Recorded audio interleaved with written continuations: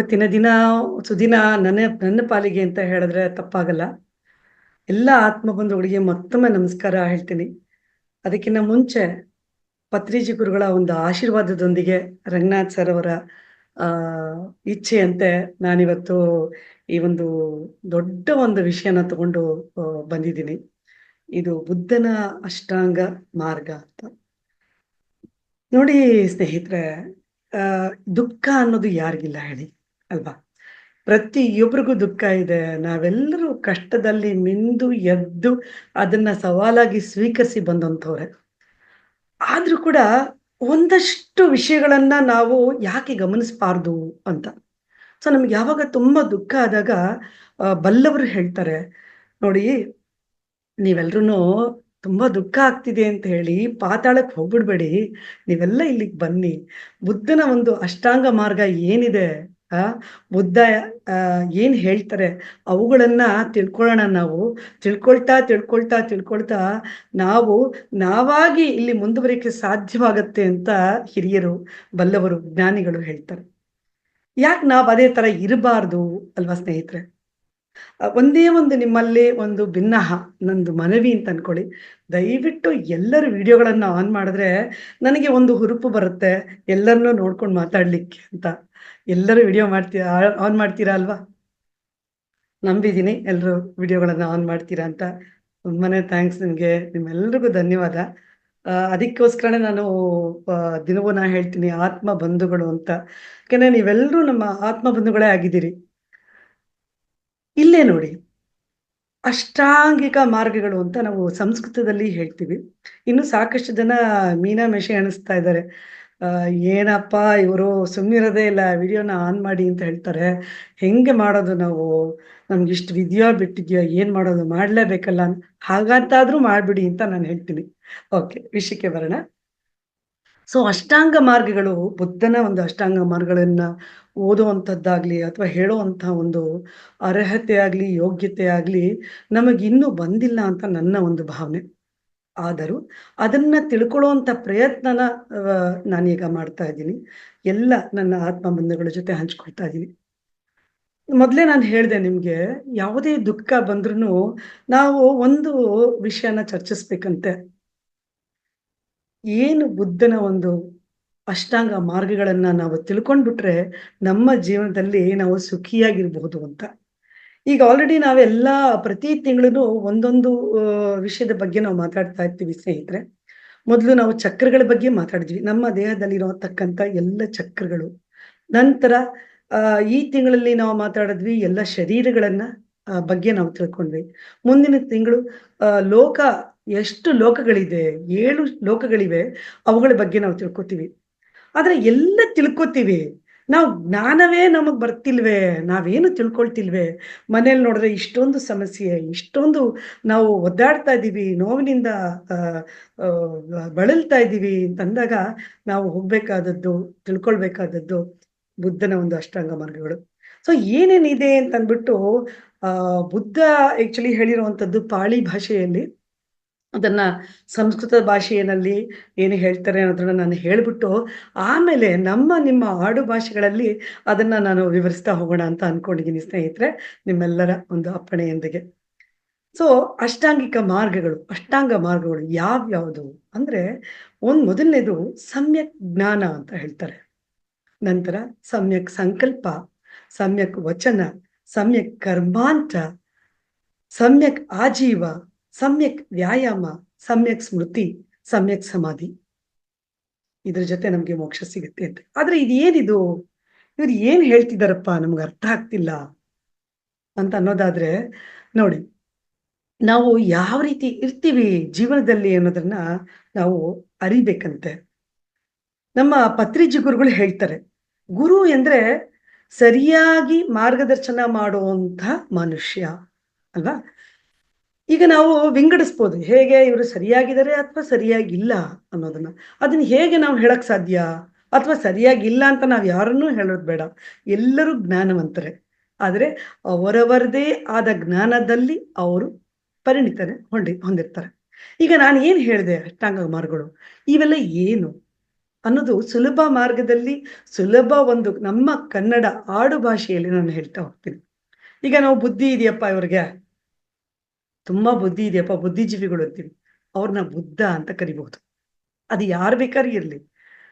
ನಾವೇನ್ ಹೇಳ್ತಾ ಇದೀವಿ ಬುದ್ಧನೇ ಆಗ್ಬೇಕು ಅಂತ ಏನಿಲ್ಲ. ಇಲ್ಲಿ ಎಷ್ಟೊಂದು ಜನ ಬುದ್ಧರಿದ್ದಾರೆ. ಅಥವಾ ಬುದ್ಧಿ ಇಲ್ದೇ ಇರೋರ್ನ ನಾವೇನಂತ ಕರಿತೀವಿ? ಅಪ್ರಬುದ್ಧ ಅಂತ ಕರಿತೀವಿ. ಬುದ್ಧ, ಅಪ್ರಬುದ್ಧ. ಇಲ್ಲೇ ನಿಮಗೆ ಡಿಫರೆನ್ಸ್ ಗೊತ್ತಾಯ್ತು ಅಲ್ವಾ? ಸೊ ನಮ್ಮನ್ನ ನಾವು ಯಾವ ಹಂತದಲ್ಲಿದ್ದೀವಿ, ಯಾವ ರೀತಿ ಇದ್ದೀವಿ ಅಂತ ನಾವು ನೋಡ್ಕೊಳ್ತಾ ಹೋಗ್ಬೋದು ಸ್ನೇಹಿತರೆ. ಆಮೇಲೆ ಬುದ್ಧಿ ಅಂದ್ರೆ ಏನು? ಅದು ಒಂದು ಕಾಮನ್ ಸೆನ್ಸ್ ಅಂತ ಅರ್ಥ.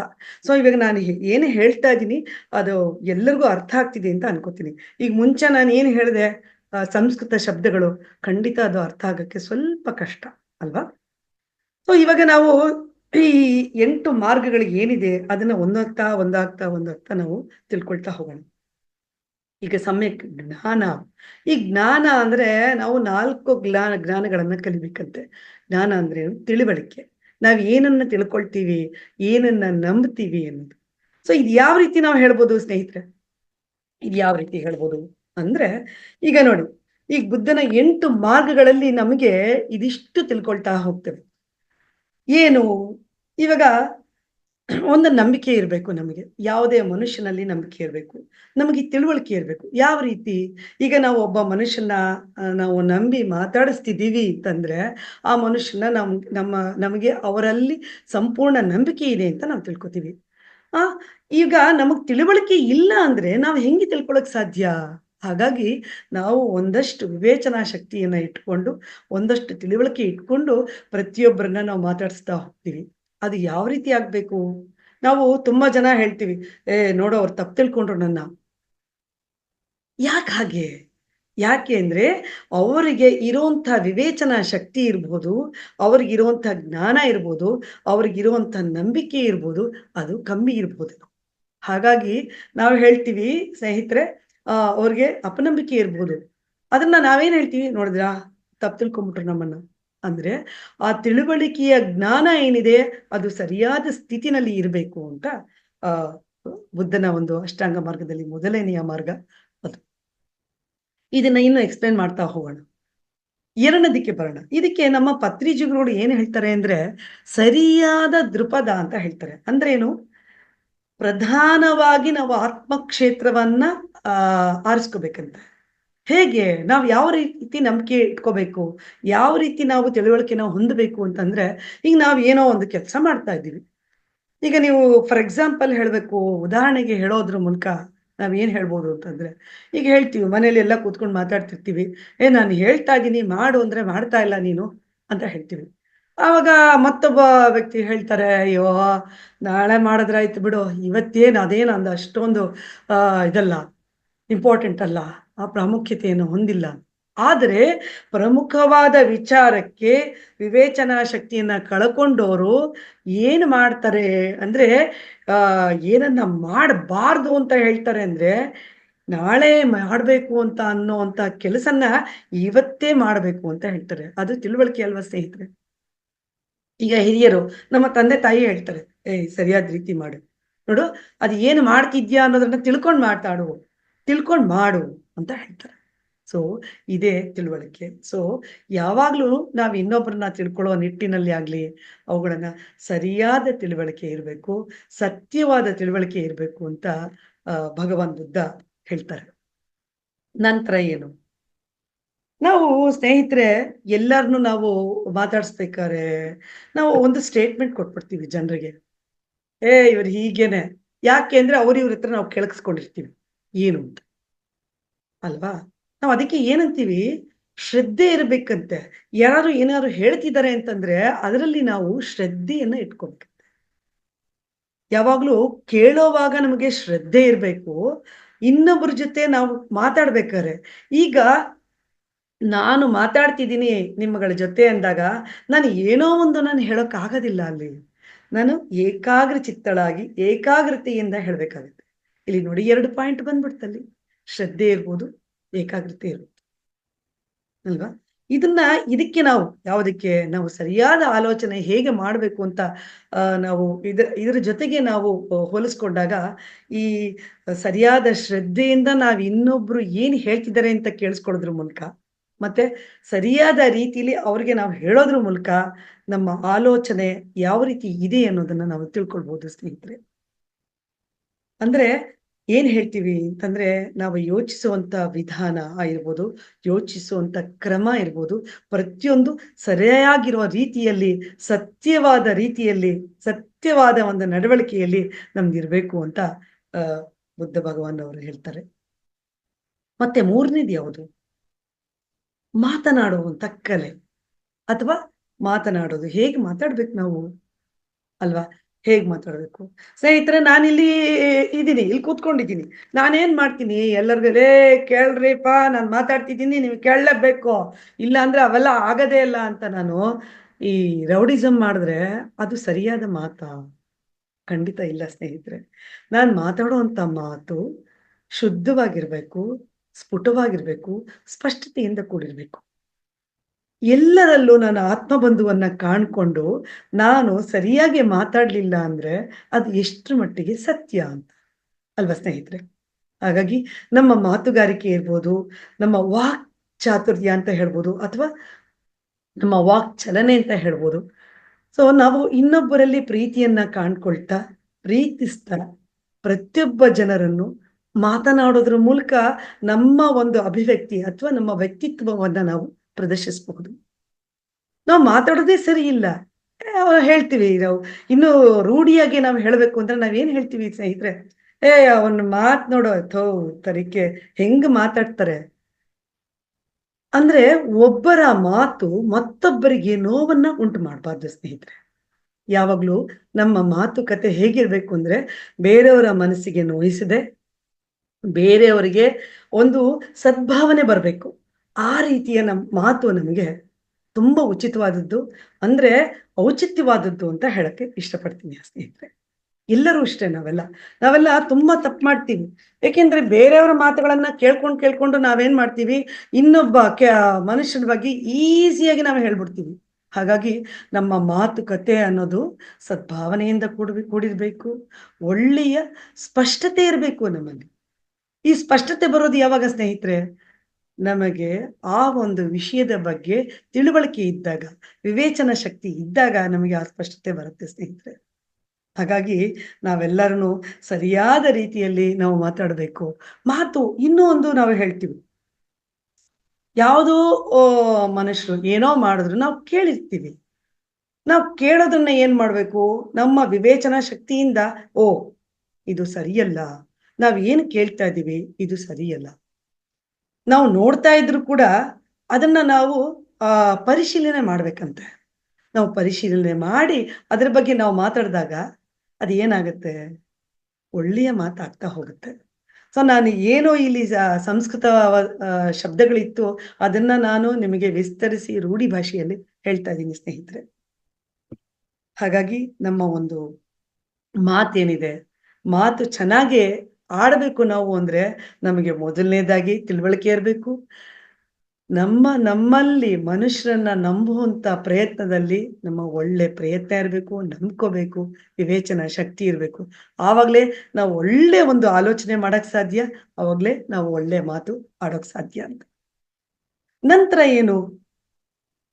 4ನೇದು ಪಾಯಿಂಟ್ ಏನ್ ಹೇಳ್ತಾರೆ ಭಗವಾನ್ ಬುದ್ಧ ಅವರು ಅಂದ್ರೆ, ನಮ್ಮ ಸರಿಯಾದ ಜೀವನ ವಿಧಾನ ಅಂತೆ, ಜೀವನ ಕ್ರಮ. ಜೀವನ ಕ್ರಮದಲ್ಲಿ ನೀವು ಎಷ್ಟೊಂದು ತರ ಅದನ್ನ ನೀವು ವಿಸ್ತರಿಸ್ಬೋದು ಸ್ನೇಹಿತರೆ. ನಾವು ಮಾಡುವಂತ ಕರ್ಮಗಳು, ನಾವು ಮಾಡುವಂತ ಕಾರ್ಯಗಳು, ನಮ್ಮ ಜೀವನ ಶೈಲಿ ಯಾವ ರೀತಿ ಇರುತ್ತೆ ಅನ್ನೋದು. ಈಗ ಮೊದಲನೇದಾಗಿ ತಗೊಳ್ಳೋಣ ನಾವು ಆಹಾರ. ಈಗ ನಾವು ಆಹಾರ ತಿನ್ಬೇಕು. ಎಷ್ಟ್ರ ಮಟ್ಟಿಗೆ ಸರಿ? ಒಂದು ಪ್ರಾಣಿಯನ್ನ ಕೊಂದು ತಿನ್ನೋಂಥ ಪಾಪ ಕರ್ಮ ನಮಗೆ ಯಾಕೆ ಸ್ನೇಹಿತರೆ? ಅಲ್ವಾ? ಈಗ ಒಂದು ಮಾತು ಹೇಳ್ತಾರೆ ನಮ್ಮ ಆಧ್ಯಾತ್ಮಿಕ ಕ್ಷೇತ್ರದಲ್ಲಿ ಹೇಳ್ತೀವಿ ನಾವು. ನಾವೆಲ್ಲರೂ ಸಸ್ಯಾಹಾರವನ್ನ ತಿನ್ಬೇಕು. ಮಾಂಸಾಹಾರ ಯಾತಕ್ಕೆ ಬೇಡ? ಅಂದ್ರೆ ಮಾಂಸಾಹಾರದಲ್ಲಿ ರಕ್ತ ಎಲ್ಲ ಚಿಮ್ಮಿ ಮಾಂಸವನ್ನ ನಾವು ತಿನ್ನೋದ್ರಿಂದ ಒಂದು ಪ್ರಾಣಿ ಹತ್ಯೆ ಮಾಡುವಂತ ಪಾಪ ನಮಗಾಗುತ್ತೆ. ನಮ್ಮ ಜೀವನ ಶೈಲಿ ಚೆನ್ನಾಗಿರ್ಬೇಕು, ನಮ್ಮ ಜೀವನದ ವಿಧಾನವನ್ನ ನಾವು ಬದಲಾಯಿಸ್ಕೋಬೇಕು ಅಂತಂದ್ರೆ, ನಮ್ಮ ಆಹಾರ ಏನಿದೆ, ಸಸ್ಯಾಹಾರವನ್ನ ನಾವು ಸೇವಿಸೋದ್ರ ಮೂಲಕ ನಮ್ಮ ಜೀವನ ಶೈಲಿನ ಸುಂದರಮಯವಾಗಿ ಮಾಡ್ಕೊಳ್ಬೋದು ಸ್ನೇಹಿತರೆ. ನಂತರ ನಾವೀಗ ಆ, ಹೌದಪ್ಪ ನಮ್ಮ ಜೀವನ ವಿಧಾನದಲ್ಲಿ ಸಸ್ಯಾಹಾರ ತಿಂದ್ಬಿಟ್ರೆ ಮುಗಿದೋಯ್ತಾ? ಆರೋಗ್ಯ ಒಂದೇನೆ ಬೇಕಾ? ನಮಗೆ ಆಹಾರ ಒಂದೇನ ಇಂಪಾರ್ಟೆಂಟು ಅಂದ್ರೆ, ನಾವು ಮಾಡುವಂತ ಕರ್ಮಗಳು ಅಂದ್ರೆ ನಾವು ಮಾಡುವಂತ ಕಾರ್ಯಗಳು, ಕೆಲಸಗಳು. ನಾವು ಹೆಂಗ್ ಬೇಕಾದ್ರೂ ಕೆಲಸ ಮಾಡ್ಬೋದು ಸ್ನೇಹಿತರೆ. ಕಳ್ತನ ಮಾಡ್ಬೋದು, ಸುಳ್ತನ ಹೇಳ್ಬೋದು, ನಂತರ ಒಬ್ಬರನ್ನ ಕೊಂದು ತಿನ್ಬೋದು. ಅದರಿಂದ ನಾವು ಸಂಪಾದನೆ ಮಾಡ್ಬೋದು. ಅಥವಾ ಬೇರೆಯವ್ರಿಗೆ ಮೋಸ ಮಾಡ್ತಾ, ಮಾಡ್ತಾ, ಮಾಡ್ತಾ ತುಂಬಾ ಜನ ತುಂಬಾ ಮನೆಗಳಲ್ಲಿ ನೀವು ನೋಡ್ಬಹುದು. ಇದು ಯಾತಕ್ಕೆ ಮೋಸ ಮಾಡ್ತಾರೆ? ಯಾತಕ್ಕೆ ಸುಳ್ಳು ಹೇಳ್ತಾರೆ ಅಂದ್ರೆ, ನಾನು ಮೊದಲನೇ ಪಾಯಿಂಟೇ ನೀವು ತಗೊಳ್ಬೇಕು. ಅವ್ರಿಗೆ ತಿಳುವಳಿಕೆ ಇಲ್ದೇ ಇರುವಂಥದ್ದು. ಮತ್ತೆ ಅವರ ಆಲೋಚನೆ, ಅವ್ರಿಗೆ ತಿಳುವಳಿಕೆ ಇಲ್ದೇ ಇರೋದ್ರಿಂದ ಅವ್ರಿಗೆ ಯಾರಲ್ಲೂ ನಂಬಿಕೆ ಇರಲ್ಲ. ಅವರ ಆಲೋಚನೆ ಸರಿ ಇರಲ್ಲ. ಹಾಗಾಗಿ ಏನಾಗುತ್ತೆ? ಅವರ ಮಾತೂ ಸರಿ ಇರಲ್ಲ. ಹಾಗಾಗಿ ಅವರು ಕಳ್ತನ ಮಾಡ್ಬೋದು, ಸುಳ್ತನ ಮಾಡ್ಬೋದು, ಲಂಚದ ವ್ಯವಹಾರ ಮಾಡ್ಬೋದು. ಆದ್ರೆ ಈ ಸರಿಯಾದ ಜೀವನ ವಿಧಾನದಲ್ಲಿ ನಾವು ಇವು ಯಾವುದು ಮಾಡಬಾರ್ದು ಸ್ನೇಹಿತರೆ. ನಾವು ಸಸ್ಯಾಹಾರಿಗಳಾಗಿರ್ಬೇಕು. ಸಸ್ಯಾಹಾರಿಗಳಾಗಿರೋದ್ರಿಂದ ನಮ್ಮ ಆರೋಗ್ಯ ಬಹುಮಟ್ಟದಲ್ಲಿ ಸುಧಾರಣೆ ಕಾಣುತ್ತೆ. ನಾವು ತುಂಬಾ ಚೆನ್ನಾಗಿ ನಮ್ಮ ಜೀವನವನ್ನ ಸುಧಾರಿಸ್ಕೊಳ್ಬೋದು. ನಮ್ಮ ಕೆಲಸ ಹೇಗಿರ್ಬೇಕಂತಂದ್ರೆ, ನಮ್ಮ ಕೆಲಸದಿಂದ ಬೇರೆ ಒಬ್ಬ ವ್ಯಕ್ತಿಗೆ ಯಾವುದೇ ರೀತಿ ಮನಸ್ಸಿಗಾಗ್ಲಿ, ಯಾವ ರೀತಿನೂ ತೊಂದರೆ ಆಗ್ಬಾರ್ದು ಸ್ನೇಹಿತರೆ. ನಮ್ಮ ಕೆಲ್ಸ ಆ ತರ ಇರ್ಬೇಕು. ಬೇರೆಯವ್ರಿಗೆ ಆಹಾ! ಎಂತ ಕೆಲಸ ಮಾಡ್ತಿದಾರಲ್ವಾ? ಎಂತ ಒಳ್ಳೆ ಕೆಲಸ ಮಾಡ್ತಾ ಇದ್ದಾರವ್ರು. ಎಷ್ಟು ಜನಕ್ಕೆ ಸಹಾಯ ಆಗ್ತಾ ಇದೆ ಇದು. ಸೊ, ಸಚ್ಚಿಂತನೆಯನ್ನ ಮಾಡ್ತಾ ನಾವು ಒಳ್ಳೆಯ ಒಂದು ಭಾವದಲ್ಲಿ ಒಳ್ಳೆಯ ಕೆಲಸಗಳನ್ನ ಮಾಡ್ತಾ ಹೋಗ್ಬೇಕು. ಅದು ಯಾವುದೇ ರೀತಿ ಲಂಚ ತಗೊಳ್ಳೋದಾಗ್ಲಿ, ಅಥವಾ ನಾವು ಮ ಮಾಂಸವನ್ನು ತಿನ್ನೋ ನಿಟ್ಟಿನಲ್ಲಿ ಪ್ರಾಣಿ ಹತ್ಯೆ ಮಾಡೋದಾಗ್ಲಿ, ಸುಳ್ಳು ಹೇಳೋದಾಗ್ಲಿ, ಇವು ಯಾವುದು ಬೇಡ ಸ್ನೇಹಿತರೆ. ಸೊ, ಈ ಒಂದು ಜೀವನ ವಿಧಾನ ಏನಿದೆ, ಸದ್ಭಾವನೆಯಿಂದ ಕೂಡಿರುವಂತಹ, ಸಚ್ಚಿಂತನೆಯಿಂದ ಕೂಡಿರುವಂತ, ಸತ್ಕಾರ್ಯಗಳನ್ನ ಮಾಡ್ತಾ ನಾವೆಲ್ಲ ಒಳ್ಳೆ ಕೆಲಸ ಮಾಡಬೇಕು ಅಂತ 4ನೇ ವಿಧ 4ನೇ ಪಾಯಿಂಟ್ ಅಲ್ಲಿ ಭಗವಾನ್ ಬುದ್ಧ ಅವರು ಅಷ್ಟಾಂಗ ಯೋಗದಲ್ಲಿ ಹೇಳ್ತಾ ಇದ್ದಾರೆ. ಮುಂದೆ ಏನು? ಸರಿಯಾದ ಕರ್ಮ, ಕಾರ್ಯ, ನಾವು ಕ್ರಿಯಾಶೀಲ, ಯಾವ ವ್ಯವಹಾರ ಮಾಡ್ತೀವಿ, ಸರಿಯಾದ ರೀತಿಲಿ ಮಾಡೋದು, ವಿನಯದಿಂದ ಮಾಡೋದು. ಇವಾಗ ಕೆಲವರು ನೋಡಿದೀರಾ ಸ್ನೇಹಿತರೆ, ಕೆಲವು ಮನೇಲಿ ನಾವು ಬೈತಾ ಇರ್ತೀವಿ. ಹೋ ತರಿ ಏನಪ್ಪಾ ಸುಮ್ನೆ ಕೂತಿದ್ದಾನೆ, ಒಂದು ಕೆಲ್ಸ ಇಲ್ಲ, ಕಾರ್ಯ ಇಲ್ಲ. ಸುಮ್ಮನೆ ಕೂತ್ಕೊಂಡ್ಬಿಟ್ರೆ ಮುಗೀತಾ? ಸಂಪಾದನೆ ಮಾಡೋದ್ ಬೇಡ್ವಾ? ಆ ಸಂಪಾದನೆ ನಾವಿವಾಗ ಹೇಳಿದ್ವಿ ನಮ್ಮ ಜೀವನ ವಿಧಾನದಲ್ಲಿ. ಆರೋಗ್ಯ ಇರ್ಬಹುದು, ನಮ್ಮ ನಾವು ಏನು ತಿಂತೀವಿ, ಕುಡಿತೀವಿ, ಇದ್ರ ಬಗ್ಗೆ ಇರ್ಬೋದು ಅಲ್ವಾ? ನಮ್ಮ ಕರ್ಮಗಳು ಅಂತಂದ್ರೆ ನಾವೇನೋ ಪಾಪ ಕರ್ಮಗಳು ಮಾಡಿದೀವ, ಪುಣ್ಯ ಮಾಡಿದೀವಿ ಅದಲ್ಲ. ಅದು ಕೂಡ ಹೌದು. ಆದ್ರೆ ನಾವು ಕ್ರಿಯಾ ಕ್ಷೇತ್ರದಲ್ಲಿ ನಾವು ಯಾವ ರೀತಿ ನಾವು ವ್ಯವಹರಿಸ್ತೀವಿ. ವ್ಯವಹಾರ ಮಾಡೋದ್ರಲ್ಲಿ ಎಲ್ಲವೂ ಬರುತ್ತೆ ಸ್ನೇಹಿತರೆ. ಹಾಗೇನು ನಿಮಗೆ ನಿಮ್ಮ ತಿಳುವಳಿಕೆ ಏನಿದೆ? ನಿಮಗೆ ಒಬ್ಬ ಮನುಷ್ಯನ ಬಗ್ಗೆ ನಂಬಿಕೆ ಏನಿದೆ? ನಿಮ್ಮ ಆಲೋಚನೆ ಯಾವ ರೀತಿ ಮಾಡ್ತೀರಾ? ನಂತರ ನೀವು ಯಾವ ರೀತಿ ಮಾತಾಡ್ತೀರಾ? ಇವೆಲ್ಲವೂ ಬರುತ್ತೆ. ನಮ್ಮ ಕಾರ್ಯ ಸರಿಯಾದ ರೀತಿಯಲ್ಲಿ ಮಾಡೋದು ಅಂತ. ಹೇಗ್ ಮಾಡ್ಬೇಕು? ನಾವು ಒಬ್ಬರ ಜೊತೆ ಮಾತಾಡ್ಬೇಕಾದ್ರೆ ವಿನಯದಿಂದ ಮಾತಾಡೋಣ.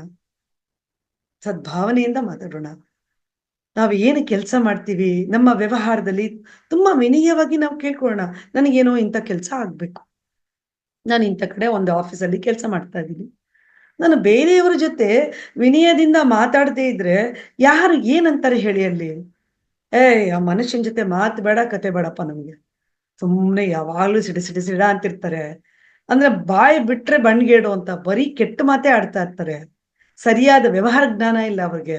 ಏನೋ ಒಂದ್ ಮಾಡ್ತಾರೆ, ಏನೋ ಒಂದ್ ಹೇಳ್ತಾರೆ. ಹಾಗಾಗಿ ಸ್ನೇಹಿತರೆ ನಾವೇನ್ ಮಾಡ್ಬೇಕು? ಸರಿಯಾದ ರೀತಿಯಲ್ಲಿ ವ್ಯವಹಾರ ಮಾಡ್ಬೇಕಾಗತ್ತೆ. ನಮ್ಮ ಒಂದು ಕಾರ್ಯ, ನಮ್ಮ ಒಂದು ಕರ್ಮಗಳು ಅಥವಾ ನಮ್ಮ ಏನು ನಾವು ಕೆಲಸ ಮಾಡ್ತೀವಿ ಅದರಲ್ಲಿ ನಾವು ತುಂಬಾ ವಿನಯದಿಂದ ಮಾತಾಡುವಂಥದ್ದಾಗ್ಲಿ, ವಿನಯದಿಂದ ವ್ಯವಹರಿಸೋದಾಗ್ಲಿ, ಇದು ನಮ್ಮ ಕೆಲಸವನ್ನ ಹೆಚ್ಚು ಉತ್ತಮಗೊಳಿಸುತ್ತೆ. ಅಂದ್ರೆ ಯಾವಾಗ್ಲೂ ನಾವು ಬೇರೆ ಏನೋ ನಮ್ಮ ವ್ಯವಹಾರ ಹೇಗಿರ್ಬೇಕು, ವ್ಯವಹಾರ ಅಂದ್ರೆ ಎಲ್ಲವೂ ವ್ಯವಹಾರ. ಈಗ ಫಾರ್ ಎಕ್ಸಾಂಪಲ್ ಹೇಳ್ಬೇಕು ಅಂದ್ರೆ ನಾವು ಒಬ್ಬರ ಹತ್ರ ತರಕಾರಿ ತಗೊಳಕ್ ಹೋಗ್ತೀವಿ. ಅವ್ನ್ಗ್ ನಾನ್ ಹೇಳ್ಬೇಕು, "ಅಪ್ಪ ನನಗೆ ಈ ತರಕಾರಿ ಕೊಡಪ್ಪ, ಇಂಥದ್ದು ಸಾಮಾನು ಕೊಡಪ್ಪ" ಅಂತ ಕೇಳೋದು ಹೇಗಿದೆ? "ಏ ಕೊಡ್ರಿ ಅದು, ನೋಡಿ 3ನೇ ಸಾಲಲ್ಲಿ ಇದೆಯಲ್ಲ ಅದನ್ನ ಕೊಡಿ. ಎಷ್ಟು ದುಡ್ಡು?" ಈ ತರ ಮಾತಾಡಿದ್ರೆ ನಾವು ಏನಾಗುತ್ತೆ? ಇದು ವ್ಯವಹಾರ ಅಲ್ವಾ? ನಮ್ಮ ವ್ಯವಹಾರ ಹೇಗಿರ್ಬೇಕು? ಪ್ಲೀಸಿಂಗ್ ಮ್ಯಾನರ್ಸ್ ಇರ್ಬೇಕು ನಮ್ಗೆ. ಅದೇ ವಿನಯ. ನಾವು ವಿನಯದಿಂದ ಕೇಳಿದ್ಬೇಕಾದ್ರೆ ಅವ್ರಿಗೂ ಅನ್ಸುತ್ತೆ, ಎಷ್ಟು ಚೆನ್ನಾಗಿ ಕೇಳ್ತಿದಾರಲ್ಲ. ಅವರು ಅದೇ ಭಾವನೆಯಲ್ಲಿ, ಒಳ್ಳೆಯ ಭಾವನೆಯಲ್ಲಿ ಅವರು ವ್ಯವಹರಿಸ್ತಾರೆ. ನಮ್ಮ ಕೆಲಸ ಕಾರ್ಯಗಳು ಹಾಗೇ ಇರ್ಬೇಕು ಸ್ನೇಹಿತರೆ. ಸದ್ಭಾವನೆಯಿಂದ, ಒಳ್ಳೆ ವ್ಯವಹಾರ ಮಾಡ್ತಾ, ವಿನಯದಿಂದ ನಾವು ಮಾತಾಡೋದ್ರ ಮೂಲಕ ಅವ್ರಿಗೆ ಬಗ್ಗಿ ನಡೆಯೋದ್ರಿಂದ ನಮ್ದೇನು ತಪ್ಪಿಲ್ಲ. ಉದಾಹರಣೆ ಹೇಳ್ಬೇಕು ಅಂತಂದ್ರೆ, ಏನೋ ನಾವು ಇವಾಗ ದಿನಾಗ್ಲೂ ಕೆಲಸ ಮಾಡ್ತಿರ್ತೀವಿ. ಆಫೀಸ್‌ಗೆ ಹೋಗ್ಬೇಕು, ಆಫೀಸಿಂದ ಮನೆಗೆ ಬರ್ಬೇಕು. ಮನೆಗೆ ಬಂದಿದ ತಕ್ಷಣ ನಮ್ಮ ಒಂದು ಚಿಂತನೆ ಏನಿರುತ್ತೆ ಅಂದ್ರೆ, ಬೆಳಿಗ್ಗೆಯಿಂದ ಸಂಜೆವರೆಗೂ ಕೆಲಸ ಮಾಡ್ಕೊಂಡ್ ಬಂದಿದ್ದೀನಿ. ಮನೇಲಿ ಇರುವಂತ ಹೆಂಡತಿ ಇರ್ಬೋದು, ಅಥವಾ ಮಕ್ಕಳಿರ್ಬೋದು, ತಂದೆ ತಾಯಿ ಇರ್ಬೋದು, ಅವರುಗಳ ಜೊತೆ ನಾವೇನ್ ಮಾಡ್ತೀವಿ? ಹ್ಮ್. ನಾವು ಅಯ್ಯೋ! ಬೆಳಿಗ್ಗೆಯಿಂದ ಮನೇಲೆ ತಾನೇ ಕೂತಿದ್ದೀರಾ? ನಾನಿಷ್ಟು ಕಷ್ಟಪಟ್ಟು ಬಂದಿದ್ದೀನಿ. ಬೆಳಗ್ಗೆಯಿಂದ ಕೆಲಸ ಮಾಡ್ಕೊಂಡ್ ಬಂದಿದ್ದೀನಿ. ಅಂತ ನಾನು ಸಿಡುಕಾಡಿ ಮಾತಾಡ್ದಾಗ ಅಲ್ಲಿ ಏನಾಗುತ್ತೆ? ಸೊ, ಈ ವಿನಯದಿಂದ ಇದ್ರೆ ಅದು ಎಲ್ಲರಿಗೂ ಖುಷಿ ಕೊಡುತ್ತೆ. ಎಲ್ಲರೂ ಖುಷಿ ಕೊಡೋದ್ರಿಂದ ಅವರೆಲ್ಲರೂ ಒಳ್ಳೆ ತರದಲ್ಲೇ ಯೋಚನೆ ಮಾಡ್ತಾರೆ. ಆವಾಗ ಅವ್ರು ಯೋಚನೆ ಮಾಡ್ತಾರೆ, ಬೆಳಿಗ್ಗೆಯಿಂದ ಸಂಜೆವರೆಗೂ ಕೆಲಸ ಮಾಡ್ಕೊಂಡ್ ಬಂದಿದ್ದಾರೆ. ಅವ್ರಿಗೆ ನಾವು ತೊಂದ್ರೆ ಮಾಡೋದ್ ಬೇಡ. ಸ್ವಲ್ಪ ರೆಸ್ಟ್ ತಗೊಳ್ಳಿ. ಒಂದ್ ಲೋಟ ಕಾಫಿ ಕೊಡೋಣ, ಒಂದ್ ಲೋಟ ನೀರ್ ಕೊಡೋಣ ಅಂತ ಹೇಳಿ ಒಂದು ಒಳ್ಳೆಯ ಯೋಚನೆ ಮಾಡೋದ್ರ ಮೂಲಕ ನಾವು ಮಾಡ್ತೀವಿ. ಹಾಗಾಗಿ ನಮ್ಮ ಕರ್ಮಗಳು ಹೇಗಿರ್ಬೇಕು? ನಾವು ಮಾಡೋಂಥ ಕಾರ್ಯ ಹೇಗಿರ್ಬೇಕು ಅಂತಂದ್ರೆ, ಎಲ್ಲವೂ ಕೂಡ ಒಳ್ಳೆಯ ರೀತಿಯದ್ದಾಗಿರ್ಬೇಕು ಅಂತ ಇಲ್ಲಿ 5ನೇ ಒಂದು ಪಾಯಿಂಟ್ ಹೇಳ್ಕೊಂಡ್ ಬರ್ತಾರೆ. ನಂತರ ನಾನು ಆಗ್ಲೇ ಹೇಳ್ದೆ ನಿಮ್ಗೆ, ಈ ಒಂದು ಇಂಗಿತ ಜ್ಞಾನ ಅಂತ ನಾವ್ ಹೇಳ್ತೀವಿ. ಅಂದ್ರೆ ಬುದ್ಧಿ ಅಂತ ಅರ್ಥ. ಬುದ್ಧಿ ಅಂದ್ರೆ ಇಂಗಿತ ಜ್ಞಾನ. ಅದು ನಾವು ಏನಂತ ಹೇಳ್ತೀವಿ ಅಂದ್ರೆ ಕಾಮನ್ ಸೆನ್ಸ್. ಪ್ರತಿಯೊಂದು ಕಡೆನೂ ನಮ್ಮ ಕಾಮನ್ ಸೆನ್ಸ್ ವರ್ಕ್ ಆಗ್ಬೇಕಾಗತ್ತೆ. ಅಲ್ವಾ ಸ್ನೇಹಿತರೆ? ಈಗ ನಾವು ಹೇಳ್ತೀವಿ, ಎಲ್ಲಿ ಯಾವ ರೀತಿ ನಡ್ಕೊಳ್ಬೇಕು, ಆ ರೀತಿ ನಾವು ನಡ್ಕೋಬೇಕು. ಈಗ ಒಬ್ರು ಹಿರಿಯರು ಕೂತಿದ್ದಾರೆ. ಹಿರಿಯರು ಏನೋ ಒಂದು ಹೇಳ್ತಾ ಇದ್ದಾರೆ ಅಂತಂದಾಗ, ಓಹ್! ರಾಮ ಏನ್ ಹೇಳ್ತಾರಪ್ಪ ಥು ತರಿ ಇಂಟ್ರೆಸ್ಟೇ ಇಲ್ಲ. ಸುಮ್ಮನೆ ಕೇಳಿಸ್ಕೋಬೇಕು. ಈ ತರ ಹೇಳೋದಾಗ್ಲಿ. ಅಥವಾ ಒಬ್ರು ಗುರುಗಳು, ಒಬ್ರು ಗುರುಗಳು ಒಂದು ಒಳ್ಳೆ ಚಿಂತನೆಯೊಂದಿಗೆ ನಮ್ಗೆ ಹೇಳ್ತಾ ಇರ್ತಾರೆ. ಆವಾಗ ನಾವು ಸರಿಯಾಗಿ ಕೇಳೋದಿಲ್ಲ.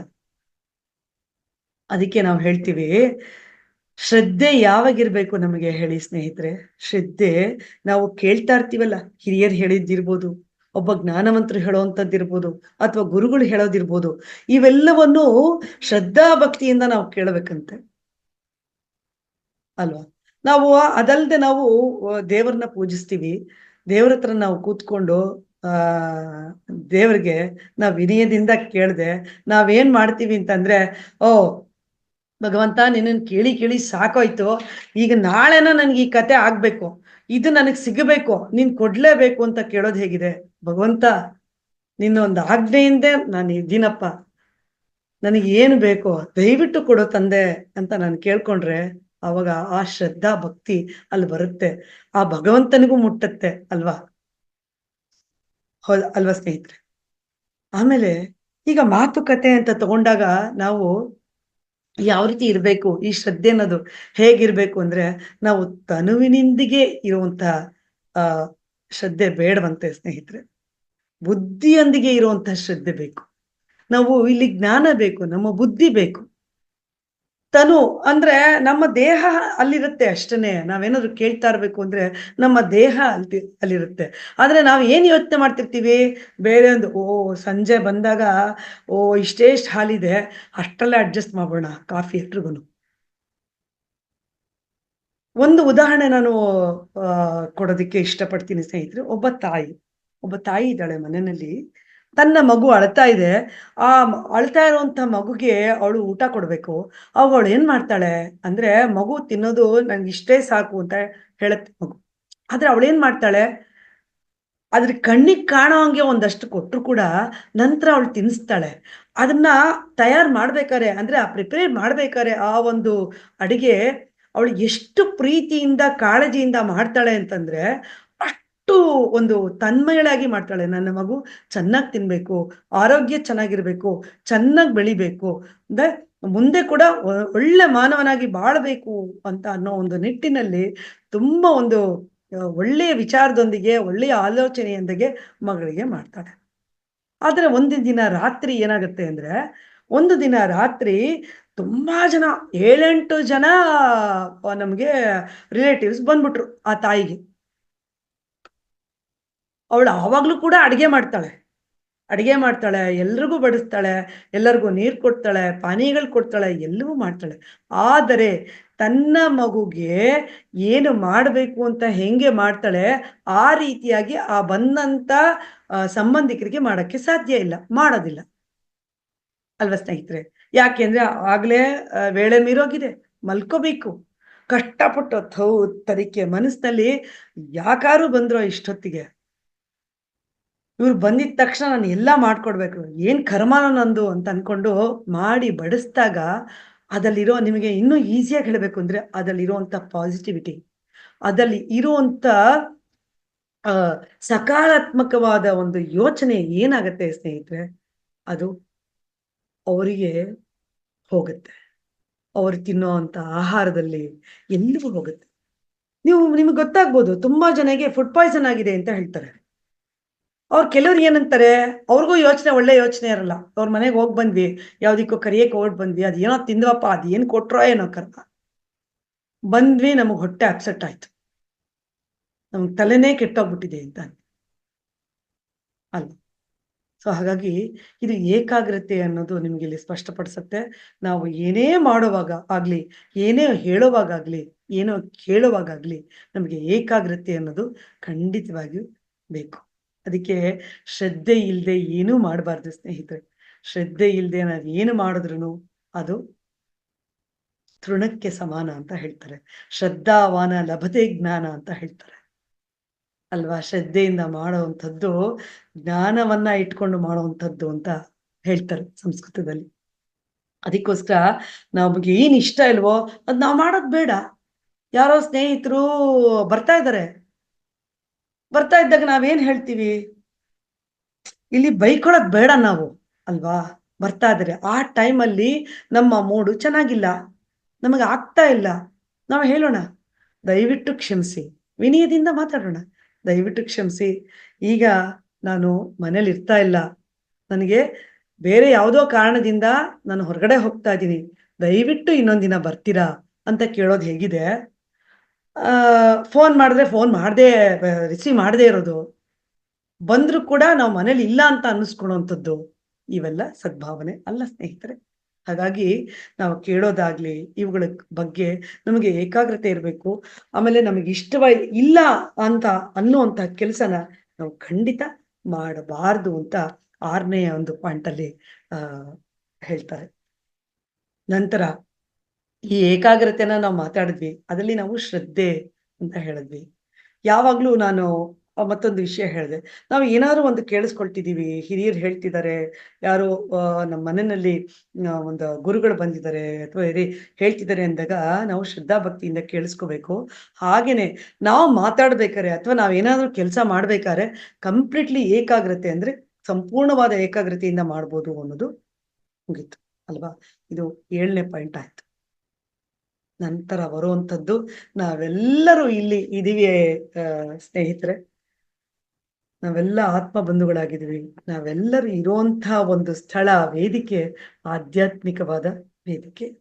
ನಾವು ದಿನವೂ ಬರ್ತಾ ಇದ್ದೀವಿ. ದಿನಾಗ್ಲೂ ಬಂದು ನಾವು ಆಧ್ಯಾತ್ಮಿಕ ಚಿಂತನೆಯನ್ನ ಮಾಡ್ತಾ ಇದ್ದೀವಿ.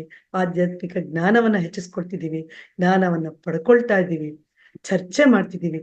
ಇವೆಲ್ಲವೂ ಆರೋಗ್ಯಕರವಾಗಿ ನಾವು ಮಾಡ್ತಾ ಇದ್ದೀವಿ ಸ್ನೇಹಿತರೆ. ಅಲ್ವಾ? ಹಾಗಾಗಿ ನಮ್ಮ ಆಧ್ಯಾತ್ಮಿಕತೆಯ ಧ್ಯಾನವನ್ನ ನಾವು ದಿನವೂ ಮಾಡ್ಬೇಕಂತೆ ಸ್ನೇಹಿತರೆ. ಯಾಕೆ ಮಾಡ್ಬೇಕು ಅಂದ್ರೆ, ಇದು ನಮ್ಮನ್ನ ನಾವು ಅರಿಯಕ್ಕೆ, ನಮ್ಮ ಆತ್ಮವನ್ನ ಅವಲೋಕಿಸುವಂತ ನಿಟ್ಟಿನಲ್ಲಿ ನಾವು ಈ ಒಂದು ಧ್ಯಾನವನ್ನ ಮಾಡಬೇಕು. ಆಧ್ಯಾತ್ಮಿಕತೆಯ ಒಂದು ಜ್ಞಾನವನ್ನ ಪಡಿಬೇಕಾದ್ರೆ ನಾವು ದಿನವೂ ಧ್ಯಾನ ಮಾಡಬೇಕು ಅಂತ ಅಷ್ಟಾಂಗ ಮಾರ್ಗದಲ್ಲಿ ಭಗವಾನ್ ಬುದ್ಧ ಅವರು ಹೇಳ್ತಾರೆ. ನಾನು ಒಂದು ಕಡೆ ಸಂಕ್ಷಿಪ್ತವಾಗಿ ಎಲ್ಲವನ್ನು ಮತ್ತೆ ನಾನು ಹೇಳಬೇಕು ಅಂದ್ರೆ, ಈಗ ನೋಡಿ, ಮೊದಲಿಂದ ಬರೋಣ. ಇನ್ನು ಸಾಧಾರಣ ಒಂದು ಇದರಲ್ಲಿ ನಾನು ಹೇಳ್ತೀನಿ. ಏನೇನ್ ಬೇಕು ನಮಗೆ? ಅಷ್ಟಾಂಗ ಮಾರ್ಗಗಳು ಯಾವುದು? ನಾವು ಬುದ್ಧನ ಒಂದು ಅಷ್ಟಾಂಗ ಮಾರ್ಗಗಳನ್ನ ಓದಿದಾಗ ನಮ್ಗೆ ಏನನ್ಸುತ್ತೆ? ನಮ್ಮದೇ ಆದ ರೀತಿಯಲ್ಲಿ ನಾವು ಅರ್ಥ ಮಾಡ್ಕೋತೀವಿ. ಅಲ್ವಾ? ಸೊ ಈಗ ಮೊದಲನೇ ಪಾಯಿಂಟ್ ಯಾವುದು? ನಂಬಿಕೆ ಇರಬೇಕು, ತಿಳುವಳಿಕೆ ಇರ್ಬೇಕು. ಅಲ್ವಾ? ಒಂದು ನಂಬಿಕೆ ಇರಬೇಕು, ತಿಳುವಳಿಕೆ ಇರ್ಬೇಕು. ನಂತರ ಏನ್ ಮಾಡ್ಬೇಕು? ಒಳ್ಳೆಯ ಆಲೋಚನೆ ಏನ್ ಮಾಡ್ಬೇಕು? ಅಂದ್ರೆ ನಮ್ಮ ದೃಷ್ಟಿಕೋನ ಯಾವತ್ತೂ ಸರಿಯಾಗಿರ್ಬೇಕು. ನಾವು ಇನ್ನೊಬ್ಬರನ್ನ ಹೇಳೋದ್ರಲ್ಲಿ, ಇನ್ನೊಬ್ರು ಹೇಗೆ ಅಂತ ಮಾತಾಡೋದ್ರಲ್ಲಾಗ್ಲಿ, ಅಥವಾ ಇನ್ನೊಬ್ರನ್ನ ನೋಡೋ ರೀತಿಯಲ್ಲಾಗ್ಲಿ, ಅದು ಒಳ್ಳೆಯ ರೀತಿಯಾಗಿ ಕೊಡ್ಬೇಕು. ಆಮೇಲೆ ಒಳ್ಳೆಯ ನಡತೆ ಇರಬೇಕು. ನಮ್ಮ ಒಂದು ನಡವಳಿಕೆ ಹೇಗಿರ್ಬೇಕು ಇನ್ನೊಬ್ರ ಮುಂದೆ ಅಂದ್ರೆ, ಒಂದು ಸಣ್ಣ ಒಂದು ಉದಾಹರಣೆ ನಾನು ಕೊಡೋದಾದ್ರೆ, ಕೆಲವರು ಏನ್ ಮಾಡ್ತಾರೆ ಅಂತಂದ್ರೆ, ಎಷ್ಟೇ ಜ್ಞಾನವಂತರಾಗ್ಲಿ, ನಂಬಿಕೆ ಇರಲ್ಲ ಅವ್ರಿಗೆ. ಯಾಕೆಗೆ ಅಪಜ್ಞಾನ ಇರುತ್ತೆ. ಅವ್ರಿಗೆ ಯಾವುದೇ ರೀತಿಯ ಸರಿಯಾದ ಜ್ಞಾನ ಇಲ್ದೇ ಇರೋದ್ರಿಂದ ಏನಾಗುತ್ತೆ, ಸರಿಯಾದ ದೃಷ್ಟಿಕೋನದಲ್ಲಿ ಅವ್ರು ಇಲ್ದೇ ಇರೋದ್ರಿಂದ ಏನಾಗುತ್ತೆ, ಅವ್ರ ನಡವಳಿಕೆ ಕೂಡ ಚೆನ್ನಾಗಿರಲ್ಲ ಸ್ನೇಹಿತರೆ. ನಂತರ ಒಳ್ಳೆಯ ಮಾತುಗಾರಿಕೆ ಕೂಡ ಇರೋದಿಲ್ಲ. ಯಾಕೆ? ಅಂದ್ರೆ ಒಳ್ಳೆಯ ಮಾತು ಯಾಕೆ ಬರಲ್ಲ ಅಂದ್ರೆ, ನಾವ್ ಇವ್ಯಾವುದೂ ಮಾಡಲ್ಲ, ನಂಬಲ್ಲ, ಒಳ್ಳೆಯ ಯೋಚನೆ ಮಾಡಲ್ಲ, ಒಳ್ಳೆ ದೃಷ್ಟಿಕೋನದಲ್ಲಿ ನೋಡಲ್ಲ, ಒಳ್ಳೆ ನಡವಳಿಕೆನೇ ಇಲ್ಲ ನಮ್ಗೆ. ಆವಾಗ ನಾವು ಮಾತಾಡೋದಕ್ಕೆ ಎಲ್ಲಿ ಸಾಧ್ಯವಾಗುತ್ತೆ? ಆಮೇಲೆ ಒಳ್ಳೆ ಪ್ರಯತ್ನ ಮಾಡ್ಬೇಕು. ಒಂದು ಒಳ್ಳೆ ಉದ್ದೇಶ ಅಥವಾ ಒಳ್ಳೆ ಗುರಿಯನ್ನ ಇಟ್ಕೊಂಡು ನಾವು ಇನ್ನೊಬ್ಬರ ಜೊತೆ ಮಾತಾಡ್ಬೇಕಾಗತ್ತೆ. ನಂತರ ಒಳ್ಳೆ ವಿಷಯದ ಬಗ್ಗೆ ಚರ್ಚೆ ಇರ್ಬೋದು, ವಿಚಾರ ಇರ್ಬೋದು. ಆವಾಗ ನಮ್ಮ ಮನಸ್ಥಿತಿ ಒಳ್ಳೆದನ್ನೇ ಯೋಚನೆ ಮಾಡುತ್ತೆ, ಒಳ್ಳೆದನ್ನೇ ಬಯಸುತ್ತೆ, ಒಳ್ಳೆದನ್ನೇ ಕೇಳಬೇಕು ಅಂತ ಅನ್ಸುತ್ತೆ. ಅಲ್ವಾ ಸ್ನೇಹಿತರೆ? ಕಡೆಯದಾಗಿ ಒಳ್ಳೆಯ ಜೀವನೋಪಾಯ, ಒಳ್ಳೆಯ ಧ್ಯಾನ. ಒಳ್ಳೆಯ ಜೀವನೋಪಾಯ ಅಂದ್ರೆ ಏನು? ನಾವು ಮಾಡುವಂತ ಕಾರ್ಯಗಳು, ಕರ್ಮಗಳು, ಕ್ರಿಯಾ ಕ್ಷೇತ್ರದಲ್ಲಿ ನಾವು ಹೇಗಿರ್ತೀವಿ ಅನ್ನೋದನ್ನ ಹೇಳುತ್ತೆ. ಅಲ್ವೇ? ಕಡೆಯದಾಗಿ ಧ್ಯಾನ. ಧ್ಯಾನ ಮಾಡ್ತೀವಿ. ಧ್ಯಾನ ಯಾಕೆ ಮಾಡ್ಬೇಕು? ಏನು? ಹೇಗ್ ಮಾಡ್ಬೇಕು ಅಂತ ಆಲ್ರೆಡಿ ನಮ್ಮ ಪತ್ರಿಜಿ ಗುರುಗಳು ನಮ್ಗೆಲ್ಲ ಸಾರ್ಬಿಟ್ಟು ಹೋಗಿದ್ದಾರೆ. ನಾವು ದಿನವೂ ಮಾಡ್ತಾ ಇದ್ದೀವಿ ಸ್ನೇಹಿತರೆ. ಇಲ್ಲಿ ನಾವೆಲ್ಲರನ್ನು ಇಲ್ಲಿ ಕೂತ್ಕೊಂಡು ಜ್ಞಾನವಂತರ ಜೊತೆ ಮಾತಾಡ್ತೀವಿ. ಜ್ಞಾನವನ್ನ ತಿಳ್ಕೊಳ್ಳುವಂತ ಪ್ರಯತ್ನ ಮಾಡ್ತೀವಿ. ಜ್ಞಾನವನ್ನ ಹಂಚ್ತೀವಿ. ಹಾಗೆ ಮನೆಯಲ್ಲೂ ಕೂಡ ನಾವಿದನ್ನ ನಮಗೆ ತಿಳಿದಿರುವಂತದ್ದನ್ನ ನಾವು ಹೇಳ್ಕೊಳ್ತಾ ಬರ್ತೀವಿ. ಹಾಗಾಗಿ ಈ ಬುದ್ಧನ ಅಷ್ಟಾಂಗ ಮಾರ್ಗಗಳನ್ನ ನಮ್ಮ ಜೀವನದಲ್ಲಿ ಅಳವಡಿಸ್ಕೊಂಡ್ರೆ ನಮ್ಮ ಒಂದು ಬದುಕು ಅದ್ಭುತವಾಗಿ ಇರುತ್ತೆ. ಹಾಗೆ ಈ ಧ್ಯಾನ ಮಾಡ್ತಾ ಮಾಡ್ತಾ ಇವೆಲ್ಲವನ್ನು ಅಳವಡಿಸ್ಕೊಳ್ತಾ ನಮ್ಮ ದುಃಖವನ್ನ ಮರಿಬಹುದು. ನಂತರ ಧ್ಯಾನ ಮಾಡ್ತಾ ಮಾಡ್ತಾ ಮಾಡ್ತಾ ನಾವು ಸಮಾಧಿ ಸ್ಥಿತಿಗೆ ತಲುಪ್ತೇವೆ. ಹೇಗೆ ನಾವು ದಿನಾಗ್ಲೂ ಧ್ಯಾನ ಮಾಡ್ತೀವಿ, ಶೂನ್ಯ ಸ್ಥಿತಿಗೆ ತಲುಪುವಂತಹ ಪ್ರಯತ್ನ ನಾವೆಲ್ಲ ಮಾಡ್ತಾ ಇದೀವಲ್ವ ಸ್ನೇಹಿತರೆ. ಅದರ ನಂತರ ಸಮಾಧಿ ಸ್ಥಿತಿಗೆ ತಲುಪ್ತೀವಿ. ಸಮಾಧಿ ಸ್ಥಿತಿಯಲ್ಲಿ ಯಾರಿದ್ದೀವಿ ಅಂತ ಕೇಳಿದ್ರೆ, ನಮ್ಮಲ್ಲೇ ಒಬ್ಬರಾಗಿರುವಂತಹ ರಾಘವೇಂದ್ರ ಸ್ವಾಮಿಗಳಿರ್ಬೋದು, ರಾಯರಿದ್ದಾರೆ, ಸಮಾಧಿ ಸ್ಥಿತಿಯಲ್ಲಿದ್ದಾರೆ. ನಿಮಗೆ ತಿಳಿದಿರ್ಬೋದು ಸ್ನೇಹಿತರೆ, ಇದೊಂದು ಜ್ಞಾನ ಪಡ್ಕೊಳ್ಳೋಕೋಸ್ಕರ ಹೇಳ್ತಾ ಇದ್ದೀನಿ. ರಾಯರು 700 ವರ್ಷ ಅವ್ರಿಗೆ ಆ ಆಯಸ್ಸಿದ್ಯಂತೆ. ಆದ್ರೆ ನಾವೆಲ್ಲ ಅನ್ಕೊಂಡಿದೀವಿ ರಾಯರು ನಮ್ಮ ಜೊತೆಗೆ ಇಲ್ಲ ಅಂತ. ಆದರೆ ಖಂಡಿತವಾಗಿಯೂ ಅವರಿದ್ದಾರೆ. ಅವ್ರು ನಮ್ಮನ್ನೆಲ್ಲ ನೋಡ್ತಾ ಇದ್ದಾರೆ, ಮಾತಾಡ್ತಾರೆ. ಇದೇ ರೀತಿ ಸಾಕಷ್ಟು ಜನ ಹಾಸ್ಟೆಲ್ ಬಾಡಿ ಅಂತ ನಾವು ಓದಿದ್ವಿ ಅಲ್ವಾ? ಹಾಸ್ಟೆಲ್ ಬಾಡಿ ಅಂತ ಓದಿದ್ವಿ. ಈ ಹಾಸ್ಟೆಲ್ ಬಾಡಿಯ ಮೂಲಕ ನಮ್ಮ ಜೊತೆ ಅವರೆಲ್ಲರೂ ಇದ್ದಾರೆ. ನಂತರ ಪತ್ರಿಜಿ ಗುರುಗಳು ಇಲ್ವಾ ನಮ್ ಜೊತೆ? ಖಂಡಿತ ಇದ್ದಾರೆ. ಉದಾಹರಣೆಗೆ ಹೇಳ್ಬೇಕು ಅಂದ್ರೆ ಇಲ್ಲಿ ನಾನೇ ಅಂತ ಅನ್ಕೋತೀನಿ ಸ್ನೇಹಿತರೆ. ಯಾಕೆಂದ್ರೆ ಈ ವಿಷಯದ ಬಗ್ಗೆ ಮಾತಾಡಿ ಅಂತ ಕೊಟ್ಟಾಗ ನಂಗೆ ಒಂದ್ ಸ್ವಲ್ಪ ಭಯ ಆಯ್ತು. ಯಾಕೆಂದ್ರೆ ಆತ್ಮ ಬಂಧುಗಳೆಲ್ಲ ನೀವಿದ್ದೀರಿ. ಸಾಕಷ್ಟು ಜ್ಞಾನವಂತರು ಬರ್ತಾರೆ ಅಂತ ನೀವ್ ಅನ್ಕೊಂಡಿರ್ತೀರಿ. ನಾನು ಅಲ್ಪಳು. ನಾನಿಲ್ಲಿ ಬಂದು ನಾನು ಏನನ್ನ ಹೇಳಕ್ ಸಾಧ್ಯ? ಇದಕ್ಕೆ ನಂಗೆ ಶಕ್ತಿ ಕೊಟ್ಟವರು ಪತ್ರಿಜಿ ಗುರುಗಳೇ ಅಂತಲೇ ಹೇಳ್ತೀನಿ. ಇಲ್ಲಿ ನಾನು ಕೂತ್ಕೊಳ್ಳೋದಕ್ಕೆ ಮುಂಚೆ ಪತ್ರಿಜಿ ಗುರುಗಳಿಗೆ ವಂದಿಸ್ದೆ. ಗುರುಗಳೇ ನನ್ಗೇನೂ ಗೊತ್ತಿಲ್ಲ. ನಾನು ಏನನ್ನ ತಿಳ್ಕೊಂಡಿದೀನಿ, ಕೇಳಿದೀನಿ, ಅದು ನನ್ನ ಆತ್ಮ ಬಂಧುಗಳ ಜೊತೆ ಹಂಚ್ಕೊಳ್ಳೋದಿಕ್ಕೆ ಒಂದು ಅವಕಾಶ ಸಿಕ್ಕಿದೆ. ಹಂಚ್ಕೋತಿದ್ದೀನಿ. ಅದಕ್ಕೆ ಶಕ್ತಿ ನೀವೇ ಕೊಡಬೇಕು ಅಂತ. ಅವರು ಖಂಡಿತ ನಂಗೆ ಹರಿಸಿದ್ದಾರೆ. ನಾನು ಹೇಳಿರೋದ್ರಲ್ಲಿ ಅಥವಾ ನಾನು ಮಾತಾಡಿರುವಂಥದ್ದಲ್ಲಿ ಸದ್ಭಾವನೆ ಇಟ್ಕೊಂಡು ನಾನು ಮಾತಾಡಿದ್ದೀನಿ ಅನ್ನೋದೇ ಆದ್ರೆ, ಅವರ ಒಂದು ಆಶೀರ್ವಾದ ಖಂಡಿತ ಇದೆ. ಹಂಗಂದ ಮೇಲೆ ಅವ್ರು ನಮ್ಮ ಜೊತೆಗಿದ್ದಾರೆ. ಅವರು ಸಮಾಧಿ ಸ್ಥಿತಿಯಲ್ಲಿದ್ದಾರೆ ಅಂತ ಅರ್ಥ. ಆತ್ಮ ಬಂಧುಗಳೇ, ಮಾತಾಡೋದು ಸಾಕಷ್ಟಿದೆ, ತುಂಬಾ ಇದೆ. ಇಲ್ಲಿ ಬರೀ ಆ ಒಂದಷ್ಟು ಮಾತಾಡಿ ಮುಗಿಸುವಂತ ಮಾತು ಖಂಡಿತ ಅಲ್ಲ. ಬುದ್ಧನ ಒಂದು ಅಷ್ಟಾಂಗ ಮಾರ್ಗಗಳು ಸಾಕಷ್ಟಿವೆ. ಇದನ್ನ ವಿವರಿಸ್ತಾ, ಇದನ್ನ ವಿಸ್ತರಿಸ್ತಾ ಹೋಗ್ತಾ ಇದೆ ಅಂತಂದ್ರೆ, ಅದು ಒಂದಿನ, 2 ದಿನ ಅಥವಾ ತಿಂಗಳಾನ್ಗಟ್ಲೆ ನಾವು ಮಾತಾಡೋ ಶಕ್ತಿ ಆ ಭಗವಂತ ಕೊಡ್ಬೇಕು. ಮಾತಾಡಬಹುದು ಅಂತ ಹೇಳ್ತಾ, ಇಷ್ಟೊತ್ತು ನೀವು ತುಂಬಾ ಚೆನ್ನಾಗಿ ಆ ಈ ಅಷ್ಟಾಂಗ ಮಾರ್ಗದಲ್ಲಿ ಸಾಕಷ್ಟನ್ನ ನೀವಿಲ್ಲಿ ಪ್ರಯೋಗ ಮಾಡ್ಬಿಟ್ಟಿದ್ದೀರಿ. ಶ್ರದ್ಧೆಯಿಂದ ಕೇಳಬೇಕು ಅನ್ನೋದು. ಸೊ ಅದು ಕೂಡ ಅಷ್ಟಾಂಗ ಮಾರ್ಗದಲ್ಲಿ ಒಂದು. ಎಲ್ಲರೂ ತುಂಬಾ ಶ್ರದ್ಧೆಯಿಂದ ಕೇಳಿದಿರಿ. ನಾನು ಸಾಧ್ಯವಾದಷ್ಟು ಅಷ್ಟಾಂಗ ಮಾರ್ಗದಲ್ಲಿ ಇದ್ದಂಗೆ ಏಕಾಗ್ರತೆಯಿಂದ ನಾನು ಹೇಳುವಂತ ಪ್ರಯತ್ನ ಮಾಡಿದ್ದೀನಿ. ಎಲ್ಲವೂ ನಿಮಗೆ ತಲುಪಿದೆ ಅಂತ ನಾನು ಅನ್ಕೋತೀನಿ. ನನಗೆ ಎಷ್ಟು ಗೊತ್ತಿದೆಯೋ ಅದಷ್ಟನ್ನ ಇಲ್ಲಿ ನಾನು ಪ್ರಸ್ತುತಪಡಿಸಿದ್ದೀನಿ. ನಿಮ್ಮೆಲ್ರಿಗೂ ನಮಸ್ಕಾರ ಹೇಳ್ತೀನಿ. ಹಾಗೆ ಇದುವರೆಗೆ ಇಲ್ಲಿ ಕೂತ್ಕೊಂಡು ಕೇಳಿದ ಎಲ್ಲ ಆತ್ಮ ಬಂಧುಗಳಿಗೂ ನನ್ನ ಕಡೆಯಿಂದ ಪ್ರೀತಿಯ ಚಪ್ಪಾಳೆಯನ್ನು ಕೊಡ್ತಾ ಇದ್ದೀನಿ. ಎಲ್ಲರಿಗೂ ನಮಸ್ಕಾರ. ನೀವೇನಾದ್ರೂ ಒಂದು ಚರ್ಚೆ ಮಾಡಬಹುದು ಅನ್ನೋದಾದ್ರೆ, ನಿಮ್ಮ ಅಭಿಪ್ರಾಯನ ಹಂಚ್ಕೊಳ್ಬೋದು ಅನ್ನೋದಾದ್ರೆ, ದಯವಿಟ್ಟು ವಿಡಿಯೋಗಳನ್ನ ಆನ್ ಮಾಡಿ, ದಯವಿಟ್ಟು ಹಂಚ್ಕೊಳ್ಳಿ ಅಂತ ಕೇಳ್ಕೊಳ್ತೀನಿ. ಎಲ್ಲ ಆತ್ಮ ಬಂಧುಗಳು ವಿಡಿಯೋಗಳನ್ನ ಆನ್ ಮಾಡ್ಬೇಕಾಗಿ ಕೋರ್ತ್ಕೊತೀನಿ. ಖಂಡಿತ ಮಾಡಬೇಕು ಅಂತ ಹೇಳ್ತೀನಿ. ಮಾಡಿ ಸ್ನೇಹಿತರೆ, ಎಲ್ಲರೂ ಹ್ಯಾಂಡ್ ರೈಸ್ ಮಾಡಿ, ಮಾತಾಡಿ, ಒಂದಷ್ಟು ಚರ್ಚಿಸೋಣ ಇಲ್ಲಿ ಅಂತ ಹೇಳ್ತೀನಿ. ಧನ್ಯವಾದ. ಮೇಡಮ್, ಇಷ್ಟೊತ್ತು ಬುದ್ಧನ ಅಷ್ಟಾಂಗ ಮಾರ್ಗ ಎಂಬ ವಿಷಯವಾಗಿ ಉಪನ್ಯಾಸವನ್ನು ಇಲ್ಲಿಯವರೆಗೆ ನೀಡಿದ ಮಾಲಿನಿ ಮೇಡಮ್ ರವರಿಗೆ ತುಂಬ ಹೃದಯದ ಧನ್ಯವಾದಗಳು. ಸಾಕಷ್ಟು ವಿಷಯಗಳನ್ನ ತಿಳಿಸ್ಕೊಟ್ಟಿದ್ದೀರಾ. ಹಾಗೂ ಏನು ಮಾಡಬೇಕು, ಏನು ಮಾಡಬಾರ್ದು, ಹೇಗೆ ಆಲೋಚನೆ ಮಾಡ್ಬೇಕು, ಯಾವ ರೀತಿ ಆಲೋಚನೆ ಮಾಡಬಾರ್ದು, ಯಾವ ಕರ್ಮ ಮಾಡಿದ್ರೆ ನಮ್ಗೆ ಒಳ್ಳೆಯ ಸಿದ್ಧಿ ಸಿಗುತ್ತೆ, ಏನನ್ನ ಮಾಡಬಾರ್ದು, ಚಿಂತನೆಗಳು ಹೇಗಿರ್ಬೇಕು, ಸಂಕಲ್ಪಗಳು ಹೇಗಿರ್ಬೇಕು, ಸಾಕಷ್ಟು ವಿವರಣಾತ್ಮಕವಾಗಿ ನೀವು ನಮ್ಗೆ ತಿಳಿಸ್ಕೊಟ್ಟಿದ್ದೀರಾ. ಯಾಕಂದ್ರೆ ನಾವು ಈಗಾಗ್ಲೇ ಧ್ಯಾನವನ್ನ ಪರಿಚಯ ಮಾಡ್ಕೊಂಡಿದೀವಿ ನಮ್ಮ ಜೀವನದಲ್ಲಿ. ಆದ್ರೆ ಧ್ಯಾನಕ್ಕೆ ಕೂತಾಗ ಸಾಕಷ್ಟು ಆಲೋಚನೆಗಳು ಬರುತ್ತಾ ಇರುತ್ತೆ. ಯಾಕೆ ಬರುತ್ತೆ? ನಾವು ಮಾಡುವಂತ ಕೆಲಸ ಇರ್ಬೋದು, ಆಲೋಚನೆ ಇರ್ಬೋದು, ನಾವು ಮಾತಾಡುವಂತಹ ಮಾತುಗಳಿಂದ ಇರಬಹುದು, ಯಾರಿಗಾದ್ರೂ ನೋಯಿಸಿದ್ರೆ ಅಥವಾ ನಮಗೆ ನಾವೇ ನೋವು ಮಾಡ್ಕೊಂಡಿದ್ರೆ ಆ ಆಲೋಚನೆಗಳು ಬರುತ್ತೆ. ಯಾಕೆಂದ್ರೆ ಇದಕ್ಕೆ ಮುಖ್ಯ ಕಾರಣ ನಮ್ಮ ಪಂಚ ಜ್ಞಾನೇಂದ್ರಿಯಗಳು. ನಾವು ಏನನ್ನು ಕೇಳುತ್ತೇವೆಯೋ, ನಾವು ಏನನ್ನು ವಾಸನೆ ಗ್ರಹಿತ ಮಾಡ್ಕೊಳ್ತೇವೋ, ಯಾವುದನ್ನ ಮಾತಾಡ್ತೇವೋ, ಯಾವುದನ್ನ ಸ್ಪರ್ಶ ಮಾಡುತ್ತೇವೋ, ಹೀಗೆ ಹಲವಾರು ರೀತಿಯಲ್ಲಿ ನಾವು ಗ್ರಹಿಸುವಿಕೆಯಿಂದಲೇ ನಮ್ಮಲ್ಲಿ ಆಲೋಚನೆಗಳು ಉಂಟಾಗುತ್ತೆ. ಸೊ ಹಾಗಾಗಿ ಇಷ್ಟು ವಿಷಯಗಳನ್ನ ತಿಳಿಸ್ಕೊಟ್ಟಿದ್ದಕ್ಕೆ ತುಂಬಾ ಧನ್ಯವಾದಗಳು ಮೇಡಮ್.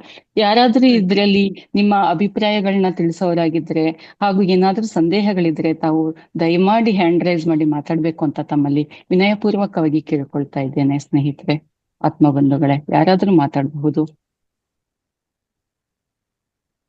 ಹ್ಯಾಂಡ್ ರೈಸ್ ಮಾಡಿ, ಇಲ್ಲ ಅನ್ಮ್ಯೂಟ್ ಮಾಡ್ಕೊಂಡು ಅನ್ಮ್ಯೂಟ್ ಮಾಡಿ ಮಾತಾಡಬಹುದು. ಅನ್ಮ್ಯೂಟ್ ಮಾಡಿ ಮಾತಾಡಿ. ಮತ್ತೊಂದು ವಿಷಯ ನಿಮ್ಗೆಲ್ಲ ಹೇಳ್ಬೇಕು ಸ್ನೇಹಿತರೆ. ಇಲ್ಲಿ ಕಡೆದಾಗಿ ನಾವೆಲ್ಲಾನು ಕೇಳ್ಕೊಬೇಕಾದ್ದು, ತಿಳ್ಕೊಳ್ಬೇಕಾದ್ದು ಏನಂದ್ರೆ, ಈ ಧ್ಯಾನ ಮಾರ್ಗದಲ್ಲಿ ಇರೋದ್ರಿಂದ ನಮ್ಗೊಂದಷ್ಟು ನಮ್ಮನ್ನ ನಾವು ಅರಿಯುವಂತ ಪ್ರಯತ್ನ ನಾವು ಮಾಡ್ತಿರೋದ್ರಿಂದ, ಇಲ್ಲಿ ಬುದ್ಧನ ಒಂದು ತತ್ವಗಳು ಏನಿದೆ ಅದನ್ನ ನಾವು ರೂಢಿಸ್ಕೊಳ್ಳೋದ್ರಿಂದ, ಈಗ ಒಂದು ಸ್ಟೇಟ್ಮೆಂಟ್ ಕೊಡ್ತಾರೆ ಏನಂದ್ರೆ, ಪುನರಪಿ ಜನನಂ ಪುನರಪಿ ಮರಣಂ ಅಂತ. ಸೊ ಯಾವಾಗ ನಾವು ಸರಿಯಾದ ರೀತಿಯಲ್ಲಿ ಜೀವನ ಮಾಡ್ತಿಲ್ಲ ಅಂತಂದಾಗ ಅಲ್ಲಿ ಭಗವಂತನ ಇದು ಮತ್ತೊಂದು ವಿಷಯ ನಿಮ್ಗೆ ಗೊತ್ತಿರ್ಬೋದು. 350 ಜನ್ಮಗಳು ಆದ್ಮೇಲೆ ಅವ್ರು ಯಾರಾದ್ರೂ ಧ್ಯಾನಕ್ಕೆ ಬಂದಿದ್ರೆ ಅವರು ಆಲ್ರೆಡಿ 350 ಜನ್ಮಗಳನ್ನ ಸವಿಸ್ಬಿಟ್ಟಿರ್ತಾರೆ ಅಂತ ಪತ್ರಿಜಿ ಗುರುಗಳು ಹೇಳ್ತಾರೆ. 350 ಇಂದ 400 ಜನ್ಮಗಳು. ಆದ್ರೆ ಪ್ರತಿಯೊಂದು ಜನ್ಮದಲ್ಲಿ ಮಾಡಿರುವಂತ ಕರ್ಮಗಳು ಅಂತಂದ್ರೆ ಅದು ಒಳ್ಳೆ ಕರ್ಮಗಳಾದ್ರೂ ಆಗಿರ್ಬೋದು, ಕೆಟ್ಟ ಕರ್ಮಗಳಾಗಿದ್ರೂ ಆಗಿರ್ಬೋದು, ಅವುಗಳು ಎಲ್ಲವನ್ನು ಮತ್ತೊಂದು ಜನ್ಮದಲ್ಲಿ ಸರಿ ಮಾಡ್ಕೊಳ್ತಾ ಬರಬೇಕು. ಆವಾಗ ನಾವ್ ಏನ್ ಮಾಡ್ತೀವಿ ಅಂದ್ರೆ, ಭೌತಿಕ ಶರೀರದಲ್ಲಿ ನಾವಿರೋದ್ರಿಂದ, ನಮ್ಮ ಆತ್ಮ ಏನಿದೆ ಭೌತಿಕ ಶರೀರದಲ್ಲಿ ಇರೋದ್ರಿಂದ ಮತ್ತೆ ಮತ್ತೆ ಮತ್ತೆ ಅದೇ ತಪ್ಪುಗಳನ್ನ ಮಾಡ್ತಾ ಹೋಗ್ತೀವಿ. ಆವಾಗ ಹೇಳ್ತಾರೆ ಪುನರಪಿ ಜನನಂ ಪುನರಪಿ ಮರಣಂ ಅಂತ. ಹಾಗಾಗಿ ನಮಗೆಲ್ಲ ಮೋಕ್ಷ ಸಿಗಬೇಕು ಅನ್ನೋದಾದ್ರೆ ನಾವೆಲ್ಲನೂ ಸದ್ಭಾವನೆಯಿಂದ, ಸಚ್ಚಿಂತನೆಯಿಂದ ನಾವ್ ಇರಬೇಕು ಅಂತ ಎಲ್ಲರೂ ನಾವು ನಮ್ಮಲ್ಲಿ ನಾವು ಒಂದು ದೃಢ ಸಂಕಲ್ಪವನ್ನ ಮಾಡ್ಕೊಳ್ಳೋಣ ಅಂತ ಹೇಳ್ತೀನಿ. ಸ್ನೇಹಿತರೆ, ದಯವಿಟ್ಟು ಮಾತಾಡಿ. ವಿಡಿಯೋಗಳನ್ನ ಆನ್ ನಮಸ್ತೆ. ಮಾಡಿ. ಮಾತಾಡಿ ಹ್ಮ್. ನಮಸ್ಕಾರ. ಅಷ್ಟಾಂಗ ಮಾರ್ಗದ ಬಗ್ಗೆ ತುಂಬಾ ಸವಿಸ್ತಾರವಾಗಿ ಹೇಳಿದ್ರಿ ಮೇಡಮ್. ತುಂಬಾ ಚೆನ್ನಾಗಿ ಮಾತಾಡಿದ್ರಿ. ಧನ್ಯವಾದಗಳು. ಧನ್ಯವಾದ. ತುಂಬಾ ಚೆನ್ನಾಗಿ ಮಾತಾಡಿದ್ರಿ.